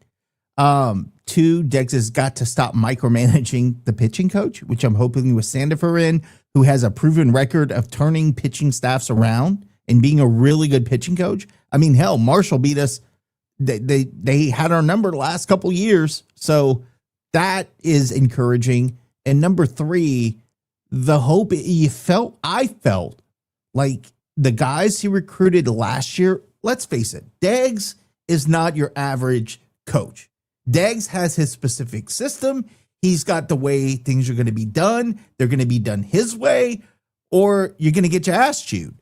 And you got to recruit to those guys who fit inside his system. You can't make somebody fit into it. They gotta have it to fit. You know what I'm saying? Like, you can't fit a square peg in a round hole. It's got to be a round peg into the round hole. I don't know that we had the guys last season that fit into that program, which is why you saw a mass exodus. I am hoping that you have guys who want to be challenged, who are not scared of being called out, who are not scared of being challenged every single practice, because those are the guys that you have to have under a Coach Deggs coach program. So we'll see what happens this year. Again, I think this is going to be an interesting season on where he's got to prove long-term that he can get the guys in here to fit a system to be the program that we believe we can be. And I know we were very critical of last season, but let's not forget, and I know Josh will kill me for saying this, the 3 seasons before that, we saw slow progression in how things went. Last year was a setback. Robe has some setbacks. I'm hoping we right the track this season, because last year sucked. Let's be honest with you. It was not a lot of fun to watch. None of us enjoyed watching it. I hated coming to do post-game shows and talking about the weekend because we always lost. We got to see some fight from these guys and not let guys show you up on the mound like other teams did for us, especially Texas State last season. All right, let's go around the belt real quick. Let's talk about JMU, man. JMU gets into the national championship conversation, as does Tulane. Tulane is just losing players like old ladies lose Werther's Originals. And guess what? JMU, every single starter is now declaring for the portal, boys. This is not how college sports is supposed to be. I think somebody posted that Iowa State has something like 15 players left on the entire roster. All but 15 players have declared for the portal. That's not what the portal was supposed to be about. By the way, it's not what NIL was supposed to be about. Because when we do things like with Caden to come on our show and be our brand ambassador, you have to sign the form, you have to clear it with the clearinghouse, they come back, say it's okay, then we move forward. There is no way you look at a Texas who has Lamborghinis out for players. You don't see any of those guys. The only player you've ever seen do a commercial was Manning. No other Texas player has done anything to justify the amount of money they're getting paid. TSAB, we're going to spend $30 million in NIL and revenue sharing. You're going to spend $25 million in NIL? So all of those players are going to sign to a deal that makes sense monetarily? You don't think there's money still being paid under the table by these big programs? So this is not what it was intended to be. And we're going to, I'm sure, have we already had a whole conversation, but I have it in the works for an NIL attorney to explain this all to us in layman's terms. We'll hopefully have a whole show on that. But for teams to lose like JMU, who just made the college football playoff, and somebody who guys should want to be on their team because they've just proven that, hey, hell, next year we might be blowing it up and maybe moving on, and they're gone. They're all gone. And all for a bag of money that you're going to spend, and then what? Guys, it's just, Jared, this is not how college sports is supposed to be. It's supposed to be about the kids growing up, getting an education, getting paid. I don't hate on the kids getting paid. I hate on the adults that are preying on the kids getting paid. Does that make sense? I'll sum it up like this, and I've said it before. When you have SMU, and I think somebody tweeted this out recently, when you have SMU get the death penalty in the 1980s and do the same thing that they did that got them the death penalty 40 years ago, and that in turn gets them into the college football playoff, you got a problem. SMU got into the CFP last year for doing the same exact thing that got them the death penalty in the 1980s. And I don't want. Let me cut you off real quick. So what precedence does that set? Right. I want to also cut you off real quick because I've been drinking. I'm going to forget my thought. How bad is the NFL going to be in 3 years with no development? How about this? We're there. We're there. No. Even worse, your rookies are going to sign their rookie contracts for 4 times less than they're getting paid in college football.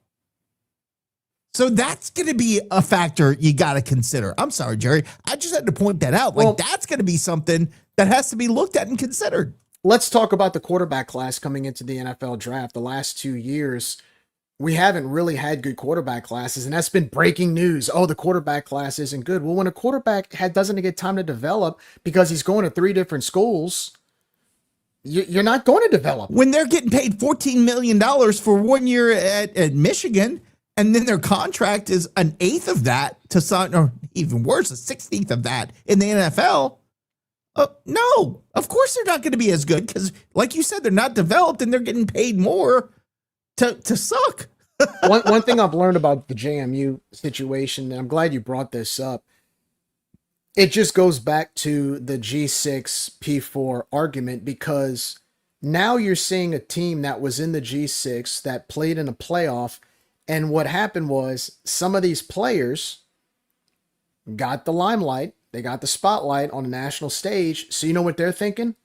Why I have to stay at JMU? People saw what I did in the playoff game. I can leave here and go play at a P4 school, get paid more money, and do just as much as I did at JMU. When the reality is they end up going to these bigger schools and they end up riding the bench as a 3rd or 4th stringer. Yeah, they may make a little bit more money, but they go back into that same cycle, that same vicious cycle that we've seen players leave when they leave us to go play at some P4 and they don't play. They may get paid a little money, but they don't play. So I just think now it's look, we could talk about this NIL stuff for another 3 hours. I really don't feel like doing it, but I'll just sum it up like this when it comes to the whole portal NIL thing. Again, SMU got into the CFP last year. And when SMU gets rewarded by getting into the CFP for the same reason they got the death penalty in the 1980s, it's a problem. It's a problem. And I hate to say it, I've said it before, I don't feel optimistic about it because I don't know how you tame it. You can't tame it. You can't. And now that everybody's trying to come up with solutions. Oh, what are we going to do? And we got to do this rule, and this rule. It's over. It's done. You've created Godzilla has attacked the city's on fire by Godzilla. Godzilla's attacked the city, man. There's nothing you can do to flip that. Makai Hughes, let's talk about that at Tulane, best running backs in the country. Their quarterback went to Duke. Now, Duke won the conference. Guess what? They weren't in the playoff. He could have been in the playoff at Tulane. He could have helped them win the playoff game at Tulane. I guarantee you they'd have made some noise at Ole Miss, but he decided to go to Duke. I mean, you think about guys like Harvey Broussard. He could have been a freaking superstar at UL, saw the field for like 50 yards this season. Zion Chris is riding the bench. But they got paid, maybe. Not necessarily. And I'm hoping someone like Lunch Winfield sees that and says, maybe the grass isn't greener on the other side if I go somewhere else and I'm in that situation, right? Maybe that could be a lesson learned on the flip side to say, okay, yeah, I might leave for a little more money, but is it worth getting paid a few extra bucks to sit on the bench and not get my name out there? I mean, same thing with Dre Washington, running back, right? Left us last year, had a great season, goes to Alabama. He's got 4 carries on the year. Yeah, he gets to go play in the playoff game next week, but he's doing it, watching it from the bench. He could have been possibly all conference here for all we know. So I just hope that these players are learning from that and not just chasing money. And also, too, like you talked about how you might want to get that NIL attorney in here. I mean, look, the legalese, in my opinion, when it comes to NIL, the legalese needs to increase. We need more rules and regulations and restrictions on how these deals work because look, LSU's on the hook for $54 million for getting rid of Brian Kelly. And they went 7-6. But then you on the flip side, a player leaves and backs out of their contract. They don't owe any money. They don't know anything. I don't think there's any buybacks. Everything is kind of loose and just wild, wild west. Do what you want when you want. And I sound kind of nerdy for saying this, but these are still college students. You're playing in college. College is the last step before you go into the real world. What's going to happen when you go into the real world and when you're playing college football, you transferred through 6 or 7 different schools? What? When you don't play, you don't go pro and you get a big person job? Are you going to go move from job to job after the first 2 weeks because you don't like it? I got news for you, buddy. It doesn't work like that in the real world. We don't just get to hop from job to job when we don't like it or when our boss looks at us the wrong way. I mean, you can try. Good luck. Good luck earning a living and an income to support yourself, but that's what college football has done. The coach looks at you the wrong way, I'm getting in the portal, I'm leaving. Try that in the real world. It's daddy ball, but at a higher level. KG, your thoughts on JMU and Iowa State and all these schools just losing their entire rosters because of NIL and the transfer portal? So over time, I've kind of changed my position with this, and I heard a great quote, and it's kind of stuck with me. We shouldn't be blaming young athletes for a system that paid adults created.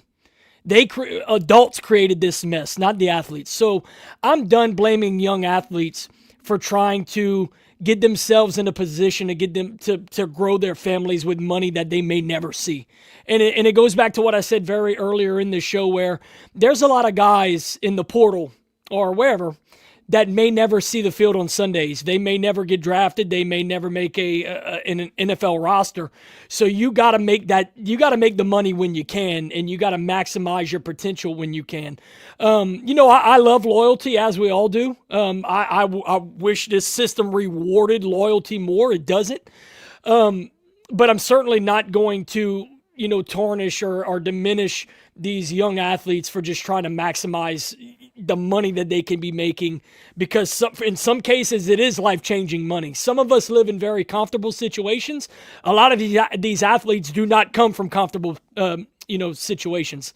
But anyway, I'm going to go as far as to say, whenever you get into the tens of thousands and the hundreds of $1,000s worth of NIL money, or money exchanging hands, let's call it.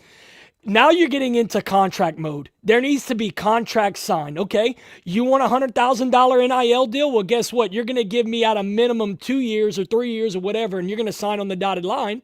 And if you're not going to sign on the dotted line, you can hit the road. Because if I'm a college and I'm paying you X amount of money, I need a commitment from you for the length of time that I'm going to be paying you that money, right? So I think contracts have to come into play, not NIL contracts, but like legitimate contracts. Because, and if you guys haven't watched it yet, I watched it today and it's phenomenal. Jeremy Schaap did an E60 thing on an NIL recently, and it's called Pay to Play. And he went around the largest of universities in the country to the smallest of universities in the country. And he talked to athletic directors, head coaches, players, NIL initiatives. What's the guy's name at Texas Tech? They run the biggest one, the Matador Club. He talked to that guy. He talked to a school in upstate New York that doesn't even have an NIL initiative. It was a very eye-opening little E60 documentary that I would challenge people to go watch. But Jared, to your point, you said SMU, they got into the CFP last year for doing the same thing that got them the death penalty 30 years ago. You know what, and they laugh about it. They interviewed SMU on that show. You know what NIL what it means to them in Dallas? Now it's legal. That's what the fan base, they laugh about it. NIL to them, it means now it's legal. There's a new documentary that kind of responded to the Pony Excess that came out about 15 years ago about that whole story about SMU. And they came out with a brand new documentary called The Resurgence of SMU Football. And all they said was, we basically did everything we did in the 80s, but now it's allowed. Hello, so now Texas Tech. We're just throwing money at things and... and then you have these asshole fans like TSAT fans going, "Oh, we'll just make more money. Oh, we the best." Yeah, and then they go 7. But they're not. But those are the ones who are screwed. They're not the ones writing the check. They're not the ones giving money. They're doing it through somebody else. I know. Well, of course, yeah, because they go to they're Walmart fans. They go, they get the T-shirts and they say, "Oh, we a fan now." Well, just to put a bow on the whole JMU thing, and I'm going to compare it to us because JMU is a Sunbelt team. Is that what we have to look forward to? Let's say the Cajuns finally get themselves in a position where we go 11-1 or 12-0. We run the table and we go to a college football playoff game. And is that what we have to look forward to? We already saw it, Cole. We saw it when Napier left. When he rated the entire I mean, he didn't take all our players, but most of them left. They went somewhere, and the entire staff. Yeah, that's what we have to look forward to. Well, that's what I'm saying. Do you have to go and I'm going to call it an athletic cycle, right? An athletic cycle to me is about 3 years because you go sophomores, juniors, seniors. So let's say it takes the Cajuns 2 athletic cycles to get competitive on that kind of a level. So you're talking about going upwards of 6-7 years to get to that point. And we finally get there. 6-7. Sorry, had to do it. You're good. But overnight, it can get taken from you if a coach leaves, or if you have too much success, your team might jump in the portal. So as a fan base, especially of a fan base of a school that's mid-tier, which we are, what do we have to look forward to? Because if the ceiling gets to be too high, it can be ripped from you overnight. That's not sustainable. Not sustainable for, let's say, a NIL initiative like UL has, or it's just a non-sustainable product. And the last thing I'll say is this. The woman that created the transfer portal for the NCAA, I forget her name. She's in that documentary I was telling you about. They interviewed her. Very nice lady. I think she lives somewhere out in Charleston, Carolina. They said, did you ever think that the transfer portal would be what it is now? She said, oh, God, no. She said the only reason I created it, the actual portal, was that every person that wanted to transfer schools could be in one location where it was very easy to access their name. Of course, right. Okay. And then the second question they asked her was, do you consider the NCAA to be amateurism anymore? And she said, hell no. She said they're getting paid more, in most cases, more than professional athletes. You have women's college basketball players that are opting to take their senior season instead of going to the WNBA draft because the floor in the WNBA, or I should say the ceiling in the WNBA is somewhere around 80,000-90,000 on a contract. They're getting that in the NIL. They're getting that in NIL. There was a girl that transferred from Notre Dame to TCU that got paid $100,000. Texas State is paying softball players $1 million to transfer. What are they promoting for Texas Tech? NIL is supposed to be about name, image, likeness. What is she doing? Nothing. It's got to make sense, and it doesn't. So how's she getting paid $1 million? It's a broken system. And the only promise we have is it's a broken system to an Iowa State now, to an Ole Miss now, to all these teams that are going to be left out when the 10 to 15 teams want to break away. Don't give me this bullshit about we need a G5 playoff. No, what we need those 10, 15 teams to do, go away. Go do your own thing. Go do your amateurism or go do your professional sports and leave the pageantry and true college football back to us. And that's but you know what? If you want to go play professional football with those 10 to 15 schools, you got to sit out a year or maybe 2. You don't get to just steal players as you wish. Doesn't happen anymore. I hope that happens. That would fix a lot of it, Nick. If you make a player sit out. But politicians got involved, Jerry, because the NCAA didn't. So now the politicians changed all of these rules because the NCAA got sued to God knows where and had to pay all this money. So they're scared to make any decisions. So the politicians had to step in. And guess what? Now people like Ted Cruz, and don't judge me because I'm not saying what Ted Cruz is a good or bad guy, but now Ted Cruz is like, oh, this is terrible with Iowa State. Something needs to be done. Yes, we've been screaming it for years, but now that it's happening to the mid-big boys, now we want to pay attention. What's funny about that is, Cole, real quick, what's funny about that is every state, now that a lot of these players are 1099 with their NIL deals, every state has a different tax law. So now, if you're a coach, the fact that you have to recruit a player by saying this state has this tax bracket, that state. Good luck in California, the fact brother. That we're even going into that conversation and the weeds like that to recruit a player is insane to me. And to your point, everybody wants to talk about the G6. The G6 needs to split and all this stuff. It's not just the G6 schools in the Mountain West and the Sun Belt. You're also including Syracuse, Wake Forest. You're including the lower tier. You're of the including P4. the whole ACC. Let's be honest. The first 2 schools that happened with the domino effect look no further than the teams of the new Pac-12, Oregon State and Washington State. That was your first domino. And there's a lot more where that came from. Big Ten and freaking ACC coming with us, baby. Go ahead, KG. I'll let you wrap it up. Yeah, I'm going to put a bow on it. This is how I knew and we all know that the system is broken, and it actually hits home. When you have high school athletes that are taking college visits for thousands of dollars, not getting paid thousands of dollars to sign, getting paid thousands of dollars just to go take a visit. That's how you know the system is broken. And on top of that, and this passed when Arch Manning was a senior at Newman, you got states now that are passing NIL laws for high school athletes. High school name, image, and likeness. You got kids that are not even legally able to get out of their parents' homes that are financially getting paid more than me that have to go to work every day. Now, props to you if you're good enough talent-wise to do that. I'm just saying, like, that's the domino effect of a broken system where you're giving tens of thousands of dollars to 16 and 17-year-old kids that are still enrolled at their local high school just to go take a damn visit to your university. It's a broken system, man. It's predatory behavior, KG. It's predatory behavior, just like the agents who shop kids out, just like the agents who promise their mama and daddy and uncle some money. It's predatory behavior because, yes, they make more than you do in a year, but they're only making it for a year. And last thing I'll say is this. You also have these same universities that you commit to that are actually asking these high school kids to sit out of their local playoff games. Could you imagine, as big as South Louisiana football here is, that the school that the kid committed to, wherever it be, you pick a D1 college, it could be LSU for all I care, is asking these kids to basically forego their high school playoffs, that town, that community, that city has rallied around that young man throughout his 4 years and maybe even growing up since he was a young man.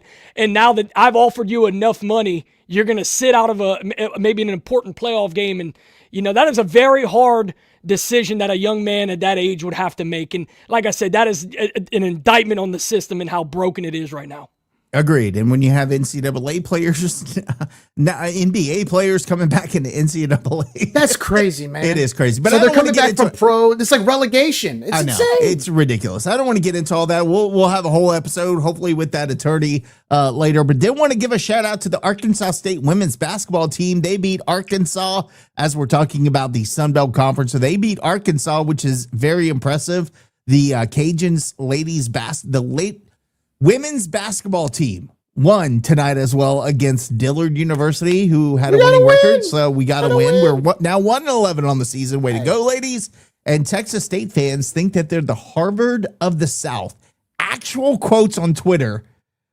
Have you ever met a more delusional fan base than Texas State fans? That needs to be studied. Boys, now time for Grammys, brought to you by Lafayette Travel and Eat Lafayette. I'm going to go around the horn and ask, what is your, Jerry, favorite Christmas gift and least favorite Christmas gift you got this season? All right, so I'm going to go, my favorite one was Allie, and my daughter made my wife and I a candle, and she colored it and drew it. I mean, anything. I mean, Cole, any gift from the kids, it hits home. Got to show love for Allie and her gift. And, of course, I mean, Cole was talking about how it becomes a hell house for parents having to deal with the Christmas gifts, but there's no cuter or better look than when your kid walks up to the tree or runs to the tree to see Santa left them presents. So that was good, but the candle was the best gift.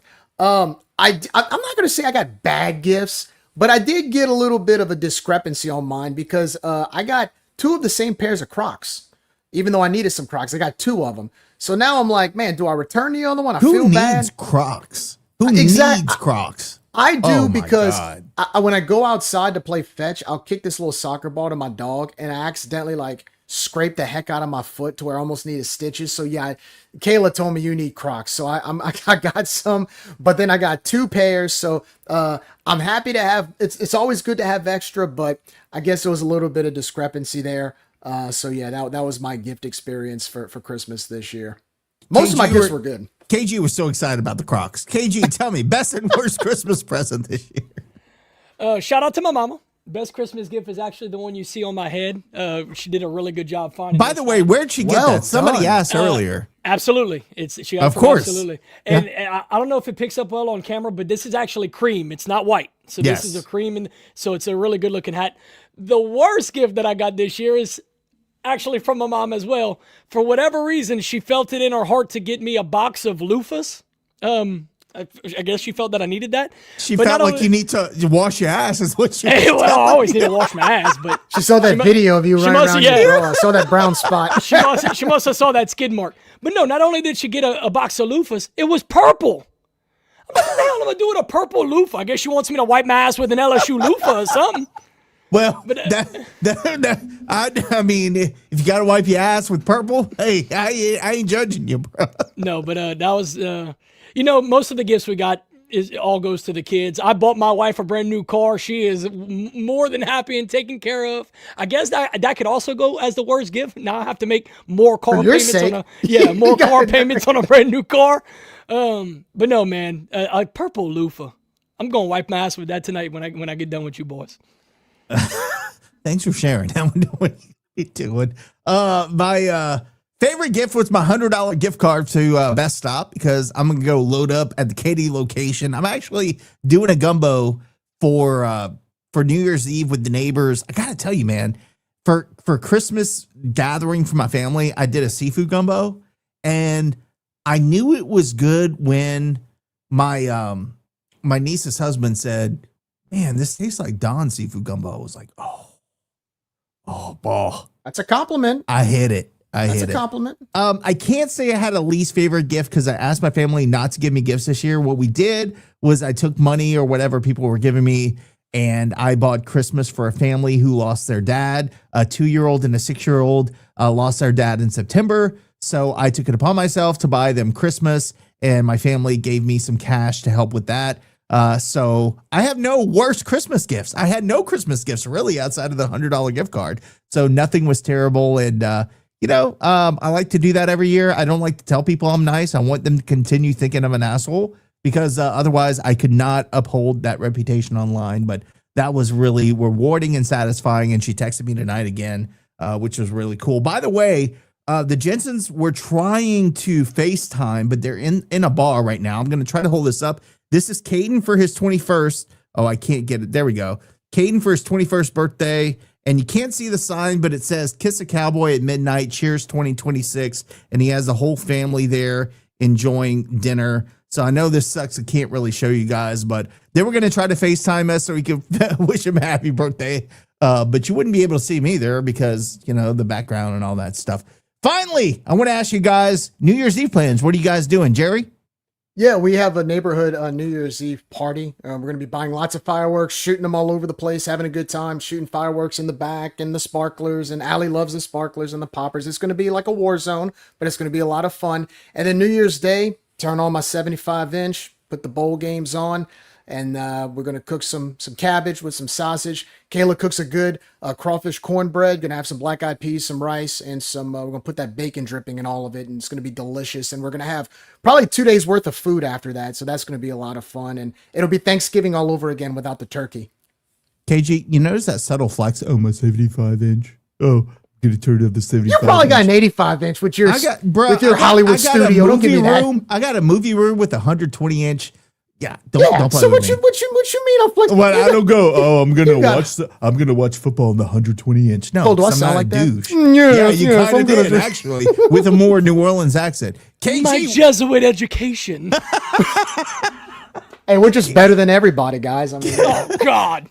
KG, what you doing for New Year's, ball?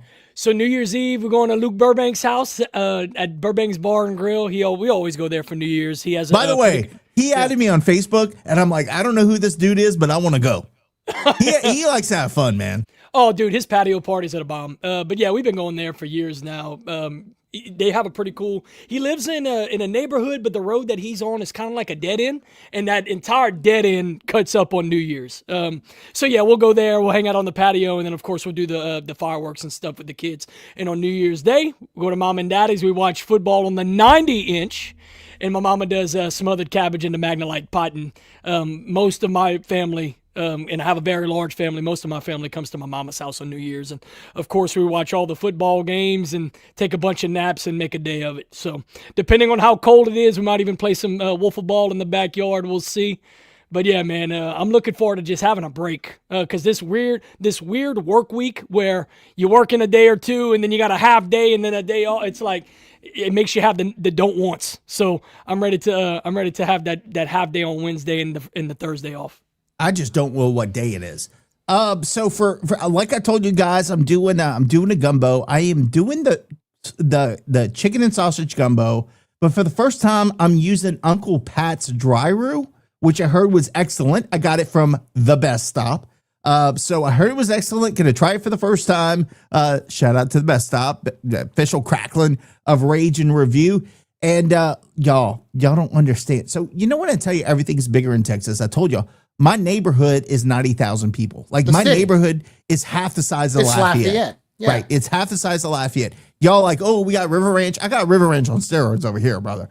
So the neighborhood is insane. We have everything is in a cul-de-sac. And so I have 2 cul-de-sacs. We all get together. I'm going to cook. We're going to have 2 games on in the patio, whatever's playing. We're going to watch, the New Year's Eve thing on one TV and football on the other. And then we purchase so my neighbor has a connection with a fireworks guy, and he gets the good Chinese illegal ones that shoot up like the professional fireworks. And at midnight, I am not shitting you, I would love to send a drone up. And if I get footage this year, I might send a drone up to show you a 360 view, because you can look all around Houston and there is just an insane, and we're not talking battle rockets. We're talking about insanity going around 360 degrees. It's something to watch, man. Texas is it really is a whole different country. It's crazy out here, but it's going to be a lot of fun. We're going to be stupid. And I got to tell you, I shouldn't be saying this publicly. My mom's not watching. She turned it off. She sent me a good night text. So I can be honest with you guys. One of the neighbors brought a gummy over. And so my first experience, like my first experience with a gummy was not okay, because I had been drinking all night. It's New Year's Eve. You drink and then they gave you the gummy. And when I tell you, it was a little gummy bear about this big, and I took a bite off of the ear. And right at midnight, I tried to leave my house, but I couldn't walk. And then I tried to take my shirt off to go to bed, and I couldn't raise my arms. And then I had a full-blown panic attack and almost called 911.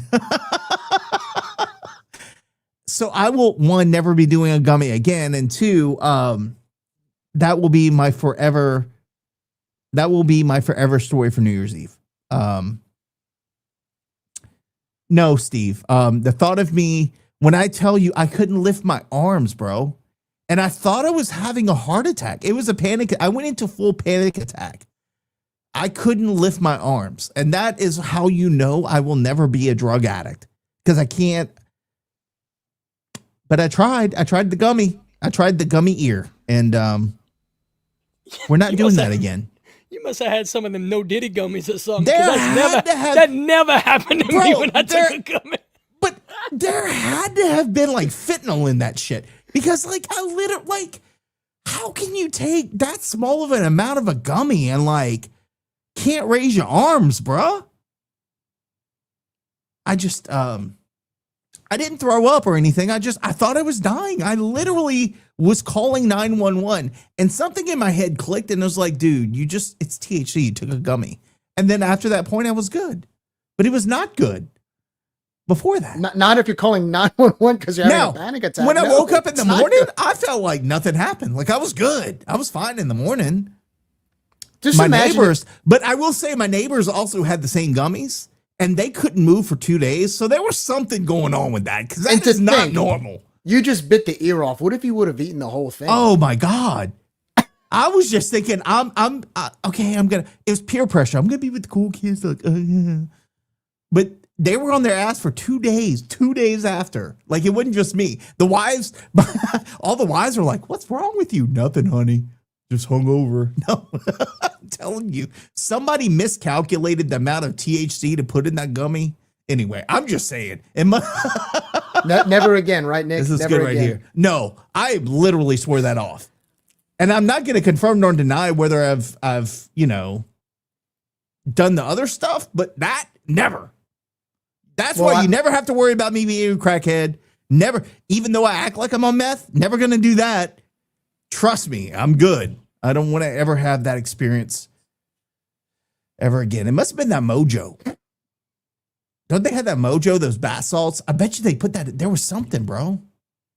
Well, I can't say I've never had a gummy, but I guess that's the experience. Take a bite out the ear. That was and not you're a good calling experience. 911 for being never paranoid. doing that again. Y'all, how embarrassing would that have been if I call 911 and they're like, well, what have you ingested? A gummy. How much? The ear of one. Like, they'd have laughed their ass. They would have laughed and probably hung up on you and must charged you for calling them. You must have ate a Tide Pod or something. And it's not like I'm skinny anymore. Like, when I was skinny, yeah, we could talk about that, but god damn. Freaking ear of a gummy bear. Somebody said they didn't have me talking about gummies on the bingo card. You know what? Hey, look. Rage and Review After Dark, you never know what you're going to get, baby. This is like the dead period anyway, like the sports like a box of chocolates. Between Christmas and New Year's, we're just, I'm getting so drug tested on Monday. My employer's like, this was not part of your OBI. No more talking about gummies. Boys, it has been a lot of fun. We've touched on a lot of topics, had a lot of fun with the 2025 year in review. I'll post that video probably in a few minutes to socials just to give our fans a view of the insanity that was 25. But yeah, we'll do it again after the new year. We'll have a lot of information about baseball. We'll talk about, we'll have Kendall Rogers on. We'll talk about basketball. Hopefully they're going to be on an upward trajectory. We have softball coming up. But until then, we're going to enjoy the rest of our little vacation this week. Appreciate you boys for joining us. For Jerry, for KG, for Josh, who is out tonight, and also Lane, who's working. I'm Nicholas. Appreciate everybody for joining in, commenting, having fun with us, listening about the gummies. That'll come back to haunt me one day. Y'all have a good night. And as always, go Cajuns. $2.75 and $3 gonna go $3. Raise the bill and $3 gonna go $3 the bill and $4 gonna go $4 the bill and $5 the bill, $5 the bill and $5 the bill, $5 the bill and $5 the bill, $5 the bill, $4 the quarter gonna go $5, $4 the quarter gonna go $5 the bill, we're gonna go $5 the bill, $5 the bill, $5 the bill, $5 quarter. Hey, one more, man, you ought to see what I bought me. What you bought, Mom? I bought a little dog.